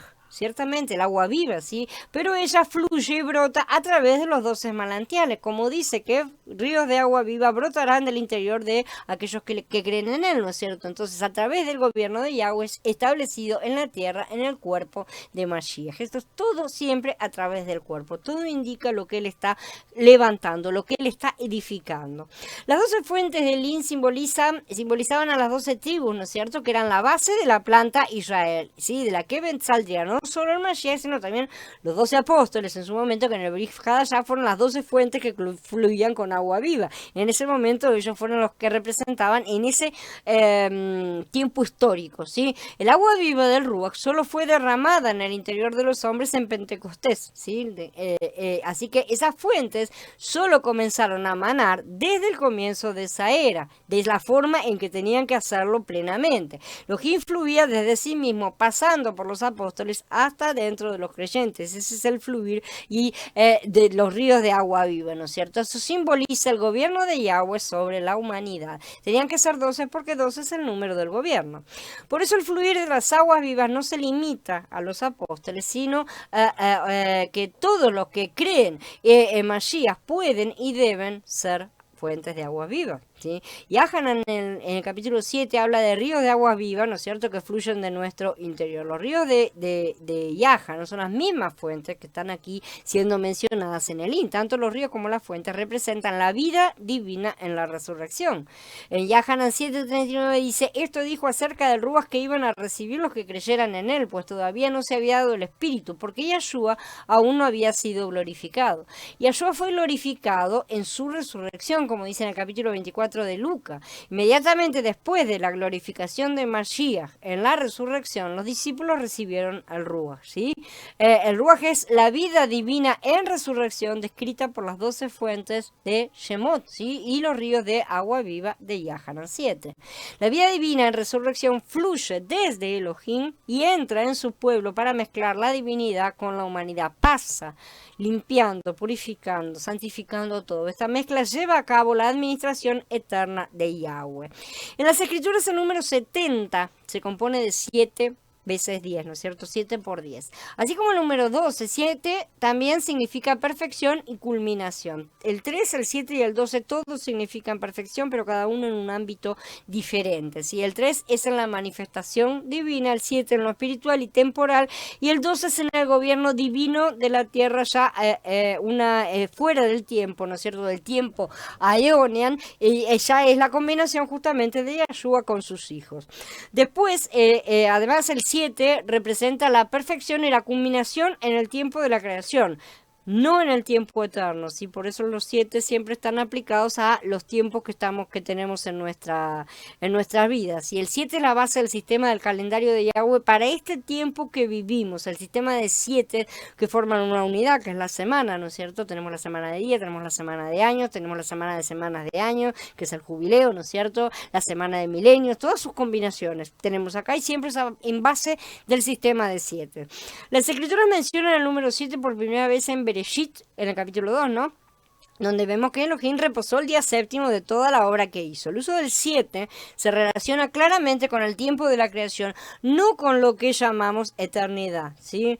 Daniel en el capítulo 9 habla de 70 semanas de años que han sido determinados para los hijos de Israel, ¿no es cierto? Estas semanas también están relacionadas con la edificación temporal de Elohim, no con la eternidad. No se trata de una cosa que va a ser en la eternidad, sino en esta dispersación temporal, digamos, ¿no? Entonces, las congregaciones locales son representadas también por el número 7, porque las congregaciones hoy en día sirven para la edificación de Elohim en el tiempo, ¿sí? Todos estos ejemplos indican que el número 7 representa la perfección y la culminación de manera aiónica, como ya sabemos, dentro de la era, ¿sí? Y es temporal en ese sentido. El libro de Hikalut habla de 7 congregaciones, 7 candeleros de oro, 7 rujot, 7 lámparas de fuego, 7 cuernos, 7 ojos, 7 sellos, 7 trompetas, 7 copas, 7 truenos, 7 cabezas de la bestia, que son 7 montes y 7 reyes. Todos estos 7 están relacionados, ¿sí?, con la edificación de Elohim en el tiempo determinado de esta creación. Pero también tenemos muchos otros 7 en las escrituras, ¿no es cierto? Tenemos la venganza de 7 veces 7, los 7 pares de animales puros del arca, los sueños del faraón, ¿no es cierto? Las 7 vacas y las 7 espigas, los 2 sueños, la semana de 7 días de los panes ácimos y la semana de 7 días de Sukkot. Hay muchas cosas de 7, las 7 lámparas de la menorá, ¿no es cierto? Hay muchas cosas mencionadas en las escrituras que tienen estos números, ¿no es cierto? Cuando vemos que una cosa se repite, es importante, no es porque sí. Sí, todas estas cosas hablan de la perfección cuando es completada en el tiempo de la creación, en el tiempo que está determinado determinado temporalmente. Entonces, en las escrituras el número 7 se compone de 6 más 1 o de 4 más 3. Y puede asumir cualquiera de esas dos formas. Por ejemplo, en Bereshit 2 se compone de 6 más 1, los 6 días de la creación y el día de descanso, ¿no es cierto? El número 6 representa al hombre que fue creado el sexto día, eso lo sabemos. Cuando Yahweh, que es el único creador representado por el número 1, como en el Shema parece, porque él es uno, ¿no es cierto?, es añadido al hombre, el resultado es la culminación, la satisfacción y el reposo, todo lo que Yahweh desea realmente. Es el hombre en plenitud, en imagen y semejanza de su creador, como él lo planeó originalmente. Pero también tenemos la mezcla de Elohim manifestado, mezclado con el hombre, ¿no es cierto?, que es su criatura, en el 4 más 3, ¿no es cierto?, como ya mencionamos. Yahweh manifestado a los hombres, ¿sí?, representado por el número 3, y el hombre como su criatura. En las dos formas el creador es añadido al hombre para producir el número 7. Solamente de esa forma el hombre puede trascender y llegar al número 7, que representa Elohim junto con el hombre, ¿no es cierto? En este caso es junto con el hombre y no la mezcla. La mezcla de Elohim con el hombre se ve en el 4 por 3, que es el 12, que es el gobierno final, ¿sí? Ese es el resultado final al que apunta Yahweh. El número 7 es un número de tiempo parcial que corresponde a esta burbuja de tiempo en la cual estamos viviendo. Por otro lado, el número 10 representa la plenitud y el orden divino, en el sentido de la ley, ¿sí? En ese sentido se lo ve aplicado cuando aparece una y otra vez, siempre está referido a las cosas de la ley, ya que el 7 representa la culminación y la perfección espiritual en el tiempo, y 10 la plenitud del orden divino. El 70, que está compuesto por el 7 y el 10, representa la culminación y la perfección en el tiempo de la ley aplicada para la plena edificación de Elohim. ¿Sí? El hecho de que había 70 palmeras en Elim en lugar de 7, por ejemplo, o cualquier otro número, indica esta plenitud en la edificación de Elohim en el tiempo. Es la plenitud, ¿sí? Ese es el orden legislativo, mientras que el 12 es el orden gubernamental, justamente. Entonces, en Elim, las 12 fuentes y las 70 palmeras están en resurrección. ¿Sí? Esta es una representación de la perfección final a la que somos llamados a participar, hoy temporal y parcialmente, como ya sabemos, ¿no es cierto? Pero con vistas a la culminación, a lo que llamamos eternidad, ¿sí? Que comenzará al terminar esta semana de milenio, ¿no es cierto? Y que va a comenzar la siguiente semana, ¿sí? Eso será el comienzo del octavo día de milenio, el octavo milenio, ¿no es cierto? Que también será el primer milenio de la siguiente semana de milenios. El número 8 sabemos que es la resurrección, ¿sí? Los nuevos comienzos. En la resurrección tenemos el fluir de las 12 fuentes por la eternidad, lo que llamamos eternidad. Este es un cuadro que Yahweh pintó para que los israelitas comprendieran cuál era la meta final, pero mucho más para que lo comprendiéramos nosotros, ¿sí? Que tenemos la garantía del Ruach que nos muestra estas cosas. En la resurrección también tenemos en el tiempo el crecimiento de las 70 palmeras para la edificación de Elohim, porque el 70 representa también a las naciones de la tierra que Yahweh las repartió en Bereshit en el capítulo 10. En Bamidbar vemos las indicaciones para guardar la celebración de la fiesta de las cabañas o Sukkot, ¿no es cierto? Históricamente, Sukkot conmemora los días en el desierto del Sinai después de haber salido de Egipto, ¿no es cierto? De acuerdo con las leyes naturales, ellos, los israelitas, tenían que haber muerto, ¿sí? En cambio, Yahweh les brindó su protección divina. Proféticamente, Sukkot es la fiesta que nos enseña sobre el reino y el gozo de entrar en ese reino. Pero lo interesante es que, como ya vimos, nos dice Yeshayá, Yahweh considera que su casa es casa de oración para todas las naciones, ¿sí? No solo para los israelitas, sino para todos los que deseen acercarse a servirlo. Por eso establece una serie de sacrificios en Bamidbar, en el capítulo 29, donde cada día, durante 7 días, sacrificaban toros o novillos, ¿no es cierto? El primer día 13, el segundo día 12, el tercero 11, así iban disminuyendo hasta llegar al séptimo día, en que eran 7 toros, ¿sí? Y todos esos toros sumados, el 13 del primero, 12 del segundo, 11, 10, 9, 8, 7, dan 70. 70. Si son 70 toros, 70 por 7 es 490, que es el tiempo de perdón de Yahweh, ¿sí? Por eso esto aquí habla también del gran jubileo de la creación, justamente. El servicio en el templo representaba 70 sacrificios animales correspondientes a las 70 naciones del mundo, y de esta manera Israel era un intercesor por todas las naciones del mundo, ¿sí? Esta era la forma en que las 12 fuentes tenían que ministrar vida para las 70 palmeras.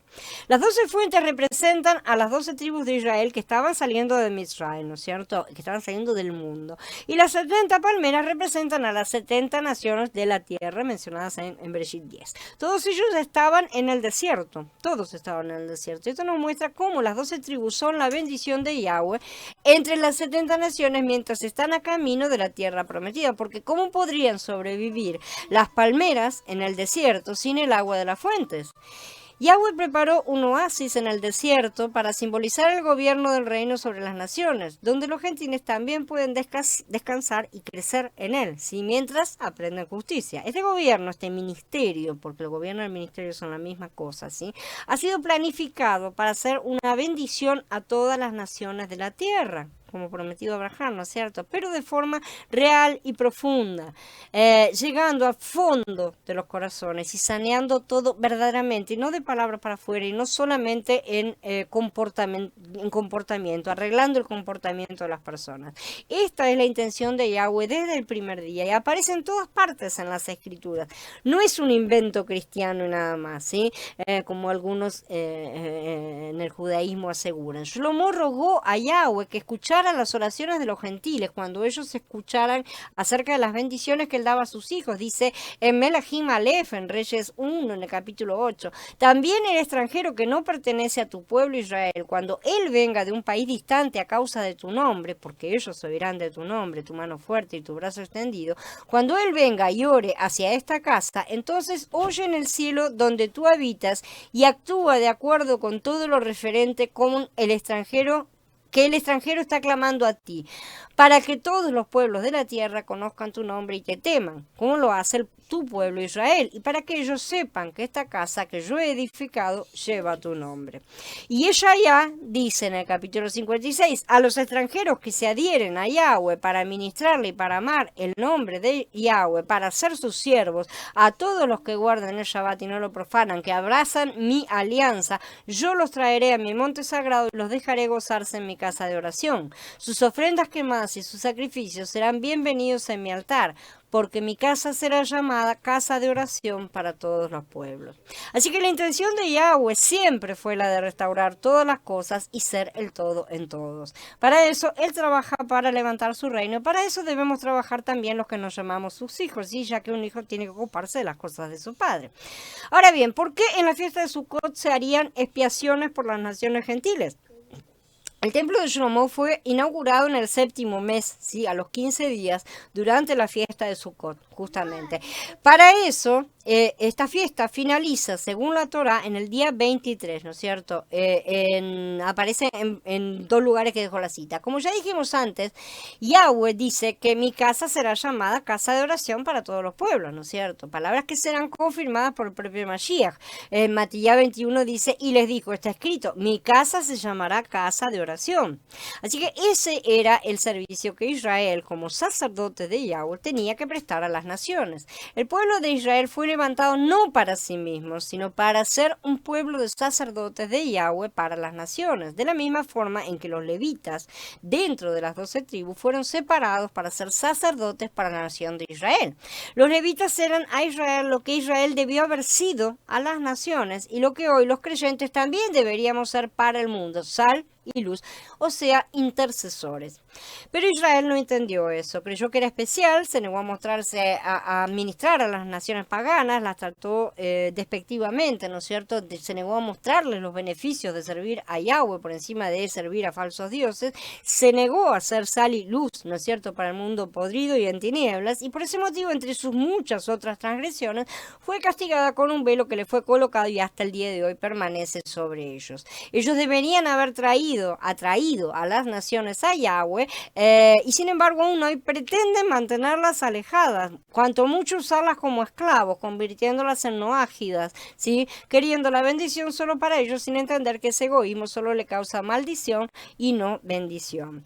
En las escrituras se mencionan dos casos importantes donde estos números que estamos mencionando, de los cuales hablamos, el 12 y el 70, se usan juntos, y son justamente la forma aplicada aquí, ¿no es cierto?, en este cuadro pintado que vemos en el link, y después en Shemot 24 se habla de los 70 ancianos y las 12 tribus de Israel, ¿no es cierto? Cuando Moshe estaba a punto de hablar con Elohim para llevar a cabo su administración en la tierra, Yahweh le pidió que llevara a 70 ancianos, a los 70 ancianos de Israel, ¿no es cierto? Las 12 tribus pueden ser comparadas con las 12 fuentes y los 70 ancianos con las 70 palmeras, no sé, evidentemente, y esto muestra el sistema de gobierno aplicado en el mundo, ministrando al mundo entero. Esto es un cuadro, obviamente. Si vemos otro caso en el Berihadashá, en Lucas, en el capítulo 9, Elohim convocó a los 12, y en Lucas, en el capítulo 10, Elohim designó a otros 70, dice, ¿no es cierto? El uso de los números es evidentemente significativo en los dos casos, en todas partes. Cuando se usan juntos los números 12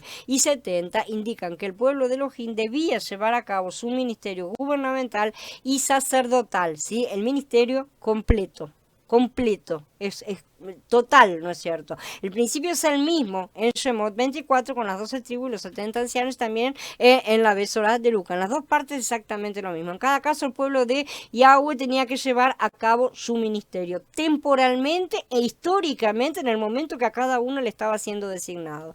Yahweh tiene un ministerio que debe ser llevado a cabo por la vida que fluye, que es representada por las 12 fuentes, y por la vida que crece, que está representada por las 70 palmeras. Y solo la vida que fluye y que crece puede cumplir el ministerio de Elohim.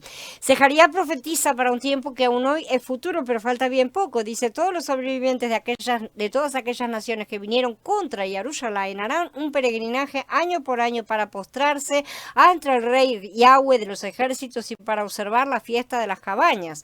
Cualquiera de las comunidades de la tierra que no haga el peregrinaje a Jerusalén para postrarse ante el rey Yahweh de los ejércitos no recibirá lluvia. Sin embargo, si la comunidad de Misraim no hace ese peregrinaje, será visitada por la misma aflicción con la que golpeará Yahweh a las otras naciones que no suban para observar la fiesta de las cabañas.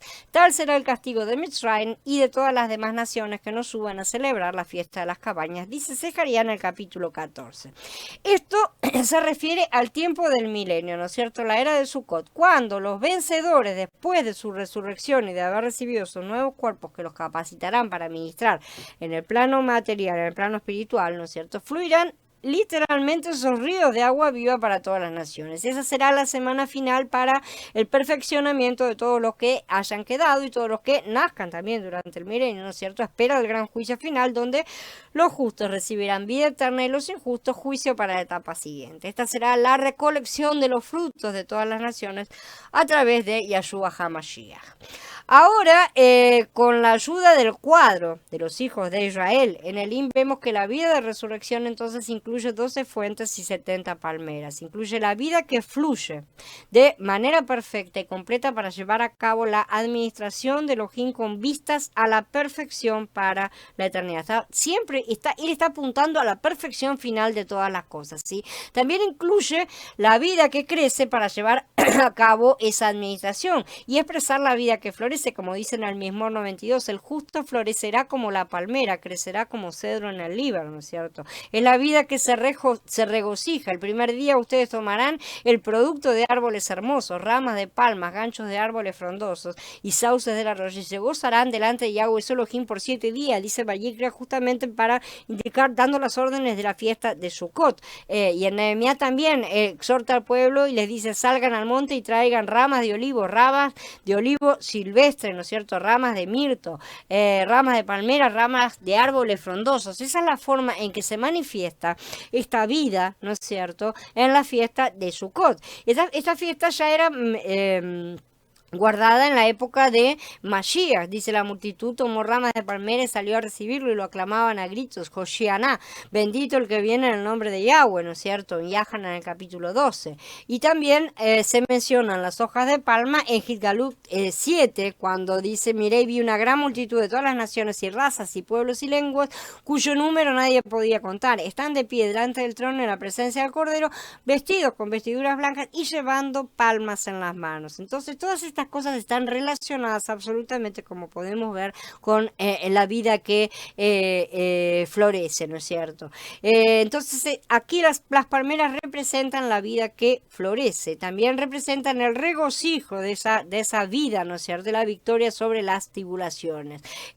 Como congregación, corporativamente y también como creyentes individualmente, tenemos que experimentar la vida de resurrección en Elim, que es una vida de resurrección que fluye y ministra para crecimiento, fluye de Elohim, ¿no es cierto?, desde hacia adentro de nosotros, fluye de él y a nuestro interior, por gracias a que tenemos al Ruach, ¿no es cierto?, por eso fluye a nuestro interior. Por medio de este fluir crece hacia el mundo, ¿sí?, para expresar las riquezas y la victoria de la vida divina. El ministerio del reino. Ahora que ya vimos las representaciones históricas en las escrituras, necesitamos comprender cómo aplicar esto a nuestro tiempo. Si queremos entender a qué se refieren las 12 fuentes y las 70 palmeras en términos de aplicación personal y corporativa, porque no puede ser jamás individualmente solo, ya que como vimos esto representa el gobierno del reino, ¿sí? Eso es corporativo, así que por mucho que cada uno tenga que crecer, tiene que ser siempre para aplicar a lo corporativo. Entonces debemos buscar en las escrituras desde el principio de cada vez que aparece el 12 y el 70, porque no aparecen en muchas situaciones, pero siempre aparecen en el mismo contexto. El número 12 y el número 70 son números del ministerio, justamente, porque son números del gobierno. Cuando digo ministerio no me refiero a lo que se le pueda cruzar por la cabeza al pastor que quiere fundar su propia iglesia, ¿tá? Como nosotros estamos acostumbrados a ver todas esas cosas hoy en estos tiempos, ¿no es cierto?, de tanta confusión. Sino muy específicamente a todo lo que se refiere a la edificación de las piedras para el funcionamiento del cuerpo para la obra de Yahweh. Eso es lo escritural, el resto no lo es. Y esto ni siquiera para predicación de la salvación, que ha sido el foco de la mayoría de los cristianos, sobre todo durante los últimos siglos, y descuidando enormemente la santificación. El otro día me pasaron un video en vivo, me dio por mirarlo, si era de un grupo de hermanos. Yo los considero realmente hermanos, no digo que no, yo sé que son hermanos, pero estaban haciendo las mismas cosas que he visto representadas en muchas reuniones cristianas. Exactamente lo mismo hicieron, ¿no es cierto? Cantaron un corito, después leyeron una palabrita, volvieron a cantar, empezaron a orar todos juntos, ¿no es cierto?, con un gran barullo. O sea, era exactamente lo mismo, pero tenían cosas evidentemente hebreas y utilizaban términos.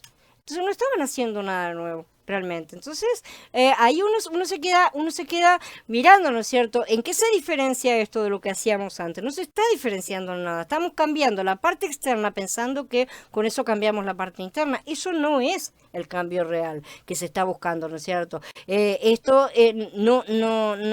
no dudo de las buenas intenciones de todos los hermanos, porque no dudo para nada, pero eso no es un ministerio realmente, eso no es el ministerio. Lamentablemente no es ministrar a Yahweh, es hacer exactamente lo mismo que hacíamos antes y no hemos aprendido nada todavía. No hubo ninguna palabra de edificación, no hubo exhortación, no hubo nada, ¿no es cierto?, en ese sentido. Era más o menos lo mismo que yo he visto en otras experiencias que he tenido en diferentes iglesias por las cuales he pasado buscando y nunca encontré absolutamente nada, ¿no es cierto? Entonces, sinceramente yo no encontré ninguna otra diferencia que no fuera el uso de palabras hebreas. Entonces me pregunté, pero entonces, ¿qué estamos haciendo? Porque realmente sé que no es el único lugar y no es para criticar ni no menciono a nadie, obviamente, pero estamos haciendo otra vez lo mismo que en el principio, en la época primitiva, cuando creció la católica que tanto criticamos hoy, ¿no es cierto?, pero que no sale del alma de muchos, porque seguimos haciendo las mismas cosas. En aquella época los cristianos, ¿qué hacían? Limpiaban las estatuas paganas, las disfrazaban de santos y las usaban. Hoy criticamos eso, ¿no es cierto?, pero se está haciendo exactamente las mismas cosas. Necesitamos llevar el cambio a un fondo mucho más profundo, ¿no es cierto? Eso fue lo que vi, lamento decir que eso era lo que ya venía viendo hacia ya mucho tiempo antes en el evangelismo, y lo he visto también en otros lugares, ¿no es cierto? Ahora lo veo trasladado y nada más, ¿no es cierto? Veo que se están pasando las mismas cosas, pero se están pasando con los mismos errores, nos están limpiando, ¿no es cierto? No está habiendo una limpieza verdaderamente, y justamente en ese sentido están juntando cada vez más errores. Entre todos se está haciendo una ensalada cada vez más profunda y más grande, ¿no es cierto? Entonces, todas estas cosas alimentan la confusión general. Pero veamos bien que todas estas cosas no son nuevas, porque no hay nada nuevo bajo el sol, ¿no es cierto? Y ya las escrituras describen situaciones parecidas y el lenguaje es muy fuerte. Pero también estos serán aturdidos por el vino y han divagado por el licor. El sacerdote y el profeta están aturdidos por el licor, están confundidos por el vino, han divagado por el licor, están aturdidos en su visión y han titubeado en sus decisiones. Todas las mesas están llenas de vómito y suciedad, hasta no quedar lugar limpio. ¿A quién le dará instrucción? ¿A quién le expondrá un mensaje? ¿A los recién destetados que recién los han quitado de los pechos? Ese mismo murmullo tras murmullo, balbuceo tras balbuceo, ahora aquí, después allá. Ciertamente, como uno que le habla a la gente en una jeringonza tartamuda y en un idioma extranjero, es aquel que les declara: este es el lugar de reposo, que reposa el cansado, este es el lugar de reposo, pero ellos no quisieron escuchar, dice Yeshayahu en el capítulo 28. Entonces, a lo que me refiero cuando digo ministerio es a dejar de lado todas las cosas que malamente aprendimos por ahí dando vueltas en este mundo y dejar de creer que nuestro Creador puede agradarse con cosas tan fuera de su propósito, ¿sí? Si hemos descubierto cosas, si el Ruach en su misericordia nos ha abierto los ojos a tantos errores, tantas cosas equivocadas, limpiemos a fondo. Tenemos que limpiar a fondo, no una barridita y ya. No le cambio la cara y le cambio el nombre al Dios pagano y lo transformo en un santo. Porque al final es exactamente eso. Si tenemos que dejar de buscar esa religión que promete que nos va a traer el beneficio que queremos, porque eso es lo que la carne está buscando, y si no nos lo da, nos vamos a otra, ¿no es cierto? A buscar en otro lugar, ahora aquí, después allá, como dice, ¿no es cierto? Un poco aquí, otro poco allá, y no alcanza con las buenas intenciones, porque ya vemos que a los fariseos tampoco les alcanzó y se empeñaron mucho más que otros, porque realmente eran muy legalistas, ¿no es cierto? Así que hay mucho que Efraín necesita limpiar, pero porque está acostumbrado a hacer las cosas así nomás y cree que todo lo que trae está bien, ¿no es cierto? Le da una lavadita y ya está, lo puede usar, basta que le cambie los nombres y listo, y con eso ya está arreglado. Así hizo siempre y así pretende seguir, evidentemente, ¿no es cierto? Y no es así, no es la cáscara la que tenemos que cambiar, sino el interior. Es el interior que sigue tan verde y tan duro como el primer día, con el regalo de Mashiach ahí guardado, juntando polvo y sin abrir. Pero otro asunto, otra cosa muy diferente es el ministerio de Mashiach, que es el del cuerpo de verdad, ¿sí? Eso es el ministerio, es el gobierno al cual apuntan los 12 y el 70, ¿no es cierto? Aquel que sí busca la edificación y que normalmente lo vemos fuera de las estructuras conocidas, ¿sí? Está siempre fuera, no está dentro de las estructuras. Cuando está dentro de la estructura misma se encarga de matar todo, ¿no es cierto? Y esto lo vemos, es que están tratando de limpiar, estamos tratando de limpiarnos las levaduras, ¿no es cierto? Mientras recuperamos lo perdido y estamos viendo qué es lo que está bien y qué es lo que está mal, tratamos de edificarnos en cuerpo, ¿sí? Porque si no nos edificamos en el cuerpo no sirve, y ser sal y luz y no morir en el intento, ¿no es cierto? Corriendo la carrera para ser hallados dignos en el día de su venida y poder estar en pie en su presencia. Son tiempos difíciles, son sin duda alguna, ¿sí? Y para todo eso es necesario sacrificio, sea morir día a día, llevar la carne al madero, aplicar el madero a nuestras aguas amarga, como decía Shaul. Entonces, Elohim le da a la congregación unos regalos, y estos regalos son personas, ¿sí? Estas personas son la comunión de los apóstoles y la comunión del ministerio. Es interesante que una sola palmera no puede hacer un oasis. Esa es la verdad. Se necesitan todas las 12 fuentes y las 70 palmeras para que un pueblo como de 2 millones, más o menos, pueda realmente acarpar por todo ese tiempo que estuvieron, ¿no es cierto? Descansar de sus pruebas y después empezar a caminar de nuevo para aprender otras cosas un poco más adelante, ¿sí? Mucho más con vistas al milenio todavía. Va a llegar un momento en el que no enseñará más ninguno a su prójimo ni ninguno a su hermano, diciendo: conoce al Adón, porque todos me conocerán, desde el más pequeño de ellos hasta el más grande. Pero mientras tanto, él establece su sistema de servicio, y eso es el ministerio. Él lo ha establecido. Al revés del concepto humano del ministerio, donde todos roban, porque ese es el concepto que tenemos de los ministerios, sobre todo los estaduales, ¿no es cierto?, políticos, en el sistema de Yahweh todos sirven, ¿sí? Así que basta ver si realmente los que dicen que están haciendo un ministerio sirven. Esa es la forma en que nos damos cuenta si su ministerio es verdadero o no. ¿Están en servicio o están robando? Bien, ahí están las cosas. Así que cuidado con los que quieren usar títulos como apóstol o lo que sea, ¿no es cierto? Todos esos que están dando vueltas por todas partes, porque la cosa trae más responsabilidades que estatus. Esa es la verdad, a menos que realmente estemos en la falsa religión. Y ahí, bueno, dale que va. Él mismo constituyó a unos enviados, a otros profetas, a otros proclamadores de la buena noticia, a otros pastores y maestros, a fin de capacitar a los consagrados para la obra del ministerio, para la edificación del cuerpo de Mashiach, hasta que todos alcancemos la unidad de la fe y del conocimiento del Hijo de Elohim, hasta ser un hombre de plena madurez, hasta la medida de la estatura plena del Mashiach. Esto para que ya no seamos niños, sacudidos a la deriva y llevados a donde quiera por todo viento de enseñanza, por estratagema de hombres que para engañar emplean con astucia las artimañas del error, sino que siguiendo la verdad con amor, crezcamos en todo hacia aquel que es la cabeza, el Mashiach, dice Efesios en el capítulo 4. Entonces él le dio estas personas a la congregación para perfeccionarla, es lo que está diciendo. La congregación necesita ese perfeccionamiento, aunque ese perfeccionamiento es solo temporal, ¿sí? Este servicio es solo temporal, ¿sí? Porque cuando se complete el milenio ya todos lo conocerán y nadie necesitará enseñar a otro, pero de momento es necesario. Digamos que ese ministerio es como una especie de andamio, ¿sí? El andamio se coloca no para vivir con el andamio eternamente, si el andamio dura por un momento, se coloca para poner las tablas, para poder trabajar, para poder edificar, ¿no es cierto?, y levantar, pero una vez que ya todo está firme, las columnas ya están firmes, las paredes están levantadas, ya no es necesario el andamio, se quita el andamio y entramos en el nuevo milenio, ¿no es cierto?, el octavo, lo que llamamos eternidad. Por eso cuando Yahanan hablaba, él no hablaba como si él ya tuviera la última palabra, no, él hablaba diciendo que el Ruach mismo enseñaba toda la verdad y él los guiará a toda la verdad, decía, y sin embargo él enseñaba y decía que si alguien no escuchaba lo que decían los apóstoles era porque estaba bajo la operación de un ruaj del error, ¿no es cierto? Entonces él atribuía la verdadera enseñanza al Ruach HaKodesh, pero él mismo enseñaba por mandato del Ruach HaKodesh, ¿sí? Esto mismo lo vamos a ver reflejado justamente en Moshe. Es el problema de la dirigencia, ¿sí? Así que vemos el guante y la mano, ¿se acuerdan? Y así también necesitamos aprender a reconocerlo y aceptarlo como un orden que Yahweh ha establecido cada uno para su propio tiempo, obviamente. Yahshua dijo, el Ruach HaKodesh dará testimonio de mí y ustedes también. Es decir, que el Ruach HaKodesh, en nombre de la don Yahshua,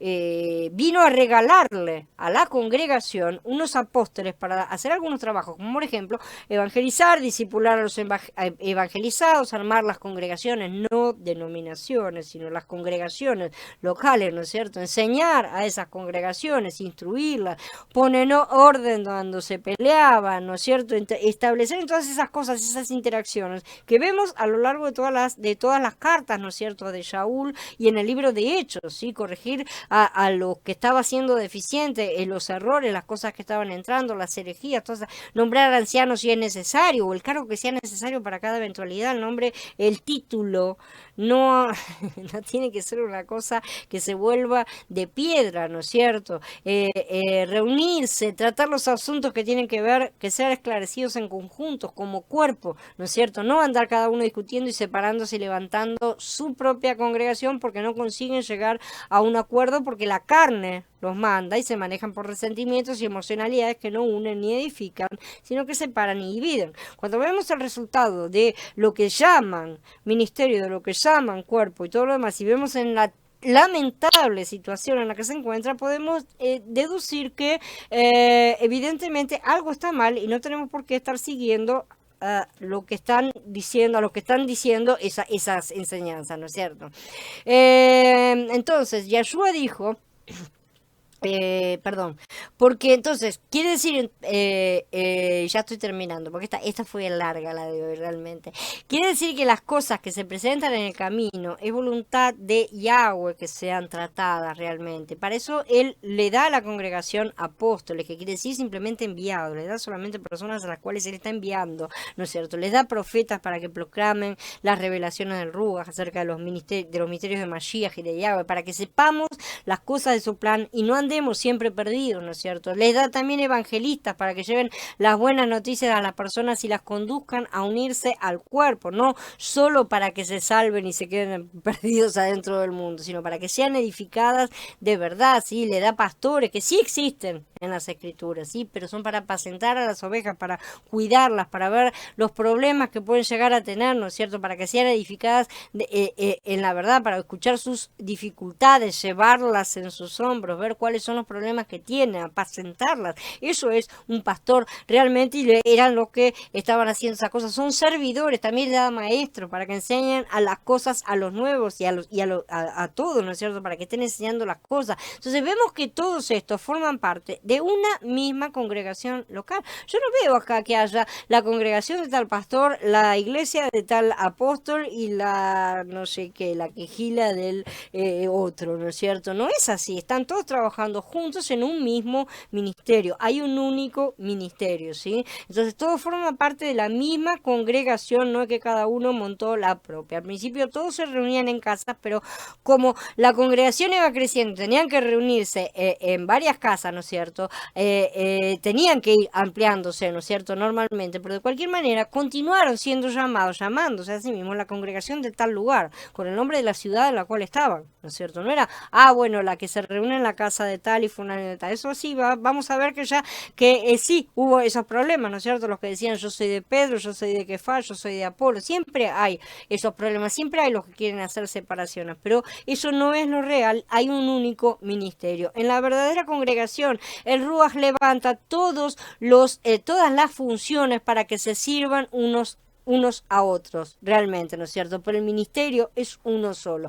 Esta es la forma de gobierno, servicio que él levanta para su reino, para trabajar a los suyos mientras estamos todavía en el camino. ¿Por qué? Porque necesitamos aprender. Queremos ser reyes y sacerdotes, necesitamos aprender a gobernar y a servirnos, evidentemente. Entonces existen, según la voluntad de Yahweh, 12 fuentes y 70 palmeras, y todas ellas en conjunto forman el oasis de Elim. Esto representa el ministerio del reino, que primero fue históricamente el ministerio del Tanaj, ¿no es cierto?, de las 12 tribus durante la era de Pesach, y después el ministerio del Berijada ya en la era de Shavuot, que está terminando y será levantado. Por eso el Ruach está moviendo hoy todas las cosas.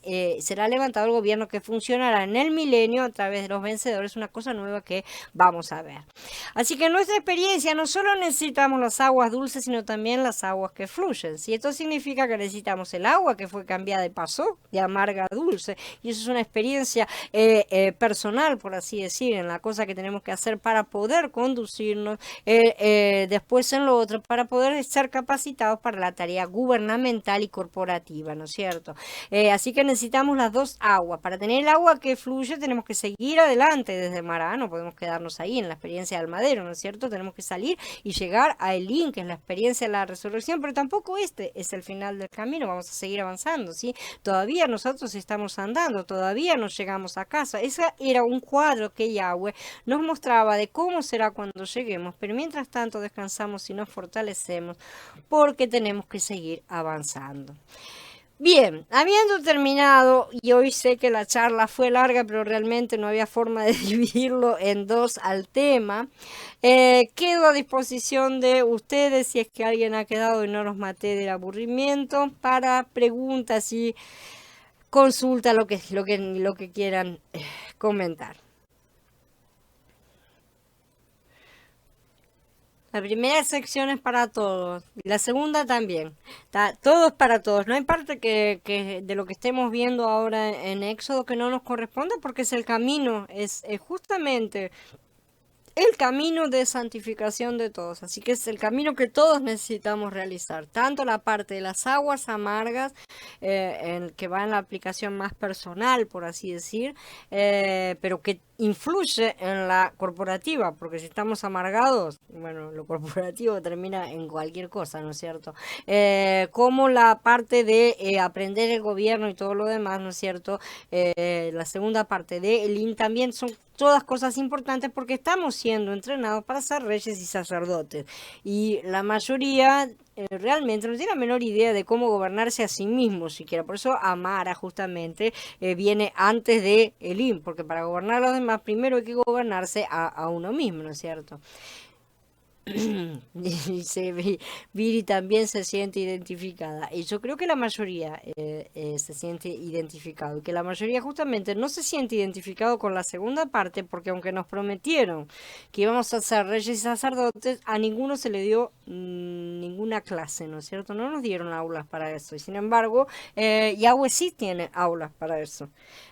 Justamente como dije recién, controlarnos a nosotros mismos, colocar, lanzar el madero a nuestras aguas amargas y matar a la carne de esa manera, ¿no es cierto? Someter a la carne es básico y necesario para poder llegar a ser reyes y sacerdotes, porque ¿cómo vamos a gobernar a otros si no conseguimos gobernarnos a nosotros mismos, ¿no es cierto? Justamente, entonces ahí está la cosa, que todas estas cosas son necesarias, pero con vistas a que hacer yo mejor, ay, qué lindo mío, ahora me trabajé mejor, ¿no es cierto? Eso es masónico totalmente, ¿no es cierto? Que se están labrando a sí mismos, no es para eso, es para trabajar, para perfeccionarnos, para llegar al momento de dar el servicio a los demás, justamente. Creo que hay muchos maquillados realmente. Justamente en ese sentido se trata de asumirlo. Primero asumirlo, porque muchos hemos tratado de disimularla. Están las dos formas. O uno maquilla y se hace pasar por lo que no es, o uno desiste y se va. Una de dos, ¿no es cierto? Porque no te queda otra. El fruto verdaderamente no lo produce, a menos que realmente apliquemos el madero. Ahí sí, entonces vienen los verdaderos frutos. Pero sucede que no te lo enseñan de la forma correcta. Sucede que el propio pastor ya está maquillando su vida. Entonces, ¿qué te va a enseñar si no tiene la experiencia vital también, ¿no es cierto? No tiene esa experiencia de vida. Él vive una vida maquillada, te transmite una vida maquillada, obviamente. Entonces, ¿qué tiene que hacer? Disimular. Y eso es lo que ha llevado a muchos. Si el Ruach ahora está mostrándonos todas estas cosas, es hora de justamente verlas, encararlas y llevarlas a la luz, llevarlas a su luz, ¿no es cierto? Para erradicarlas, para lanzar el madero a esas aguas amargas que nos estaban amargando, para sacar todas esas cosas que teníamos adentro y continuar avanzando en Mashiach, continuar creciendo, porque estábamos estancados. Yo sé que muchos están estancados. Yo sé que la cristiandad en general, la religión en general, lo digo incluyendo también al judaísmo, el judaísmo está recontra estancado, ni siquiera cree en Mashiach, pero están estancados porque están desesperadamente buscando la solución que él nos dio en su primer orden y estatuto, ¿sí? Es su primer ordenanza y estatuto. Y dice, a ver, Viri, a veces me siento con euforia de hablar de Yahweh y demás, pero cuando me dispongo a hacerlo me apago, me siento hipócrita y ya no quiero. Bien, ahí está la lucha interna que tenemos justamente. Esa es la lucha de los dos hombres que tenés en tu interior, ¿no es cierto? El viejo hombre y el nuevo hombre. El viejo hombre quiere salir a hacer las cosas en la carne, se entusiasma y tiene ganas, pero el nuevo hombre, el Ruach, te está diciendo, no lo estás haciendo de verdad, ¿no es cierto? Y te tira abajo, por así decir, pero te tira abajo bien. Así que escúchalo, tira abajo todo aquello que es falso para empezar a construir lo verdadero. Y vas a ver cómo crece realmente la diferencia a partir de ese momento. A partir del momento en que realmente eliminamos todas aquellas aguas amargas, nos negamos a nosotros mismos, negamos esas cosas, esas reivindicaciones, esos derechos que creemos tener, ¿no es cierto? Esas cosas en las que estábamos acusando, esas deudas que nos están con las cuales nosotros estábamos acusando a determinadas personas porque, a mí me va mal porque me hicieron esto y aquello y lo demás aquí, lo demás allá a lo largo de mi vida, eso me está amarrando a mí más que a los demás. Sí, así de simple. Soy yo la que me estoy amarrando a mí misma al negarme a perdonar a las otras, a las otras personas. Este es el principio del jubileo que ya hemos estado viendo, ¿sí? Y a eso que somos llamados. Necesitamos hacer estas cosas para poder seguir avanzando si es que queremos ser reyes y sacerdotes. Porque los que tienen, andan con resentimiento y todo lo demás, ya hemos visto, ya hemos tenido reyes y sacerdotes falsos. Queremos más de esos. En el milenio no vamos a tener de esos. En el milenio vamos a tener lo correcto, como Él manda, ¿no es cierto? Entonces, si aspiramos a esos cargos, no es como nos la ven, no, quédate tranquilo. Cuando te transformes, vos sos Superman y listo. Y no sé, vas a saberlo todo en ese momento, pero no es así. No es así de ninguna manera. Él no hace las cosas de esa forma. Entonces, tenemos que estar siendo entrenados para ser reyes y sacerdotes si es que queremos serlo. Si no, será el lloro y el crujir de dientes. No nos olvidemos de cuáles son las condiciones para cada cosa. Yo sé que estas cosas son sacudidoras y quédense bien tranquilos, que se van a sentir muy identificados en todas las charlas que les siguen, porque vamos a estar hablando mucho acerca de la carne y todas esas cosas, porque ese es el camino del desierto, ese es el camino de la santificación, ¿no es cierto? Es un mensaje que lamentablemente la mayoría no quiere escuchar, ¿sí? O si lo escuchan le entra por un oído y le sale por el otro. ¿No es cierto? No lo aplican, es lo que la gente no quiere hacerlos aplicarlo a sus vidas. Tal vez puedan escucharlo y decir, sí, es verdad, qué sé yo, y qué sé cuánto, pero después no lo aplican. Y ahí está el problema, que los perjudicados son ellos mismos. Así que apliquemos todas estas enseñanzas que Él nos trae a nuestras vidas y continuemos creciendo en Él. Para acercarnos cada día más a lo que Él es, para ser hechos cada día más a su imagen y semejanza. Los espero entonces a todos mañana. Me alegra, Viri, que hayas aprendido. Ahora es aplicarlo a nuestras vidas. Por más que nos duela, es aplicarlo a nuestro día a día. Que no es fácil, pero bueno, esa es la tarea que nos toca. Ese es el desierto por el cual nosotros estamos caminando. Así que, bueno, chicos, los veo entonces, los espero mañana para la otra serie. Abba nos bendiga a todos. Shalom a todos y hasta mañana.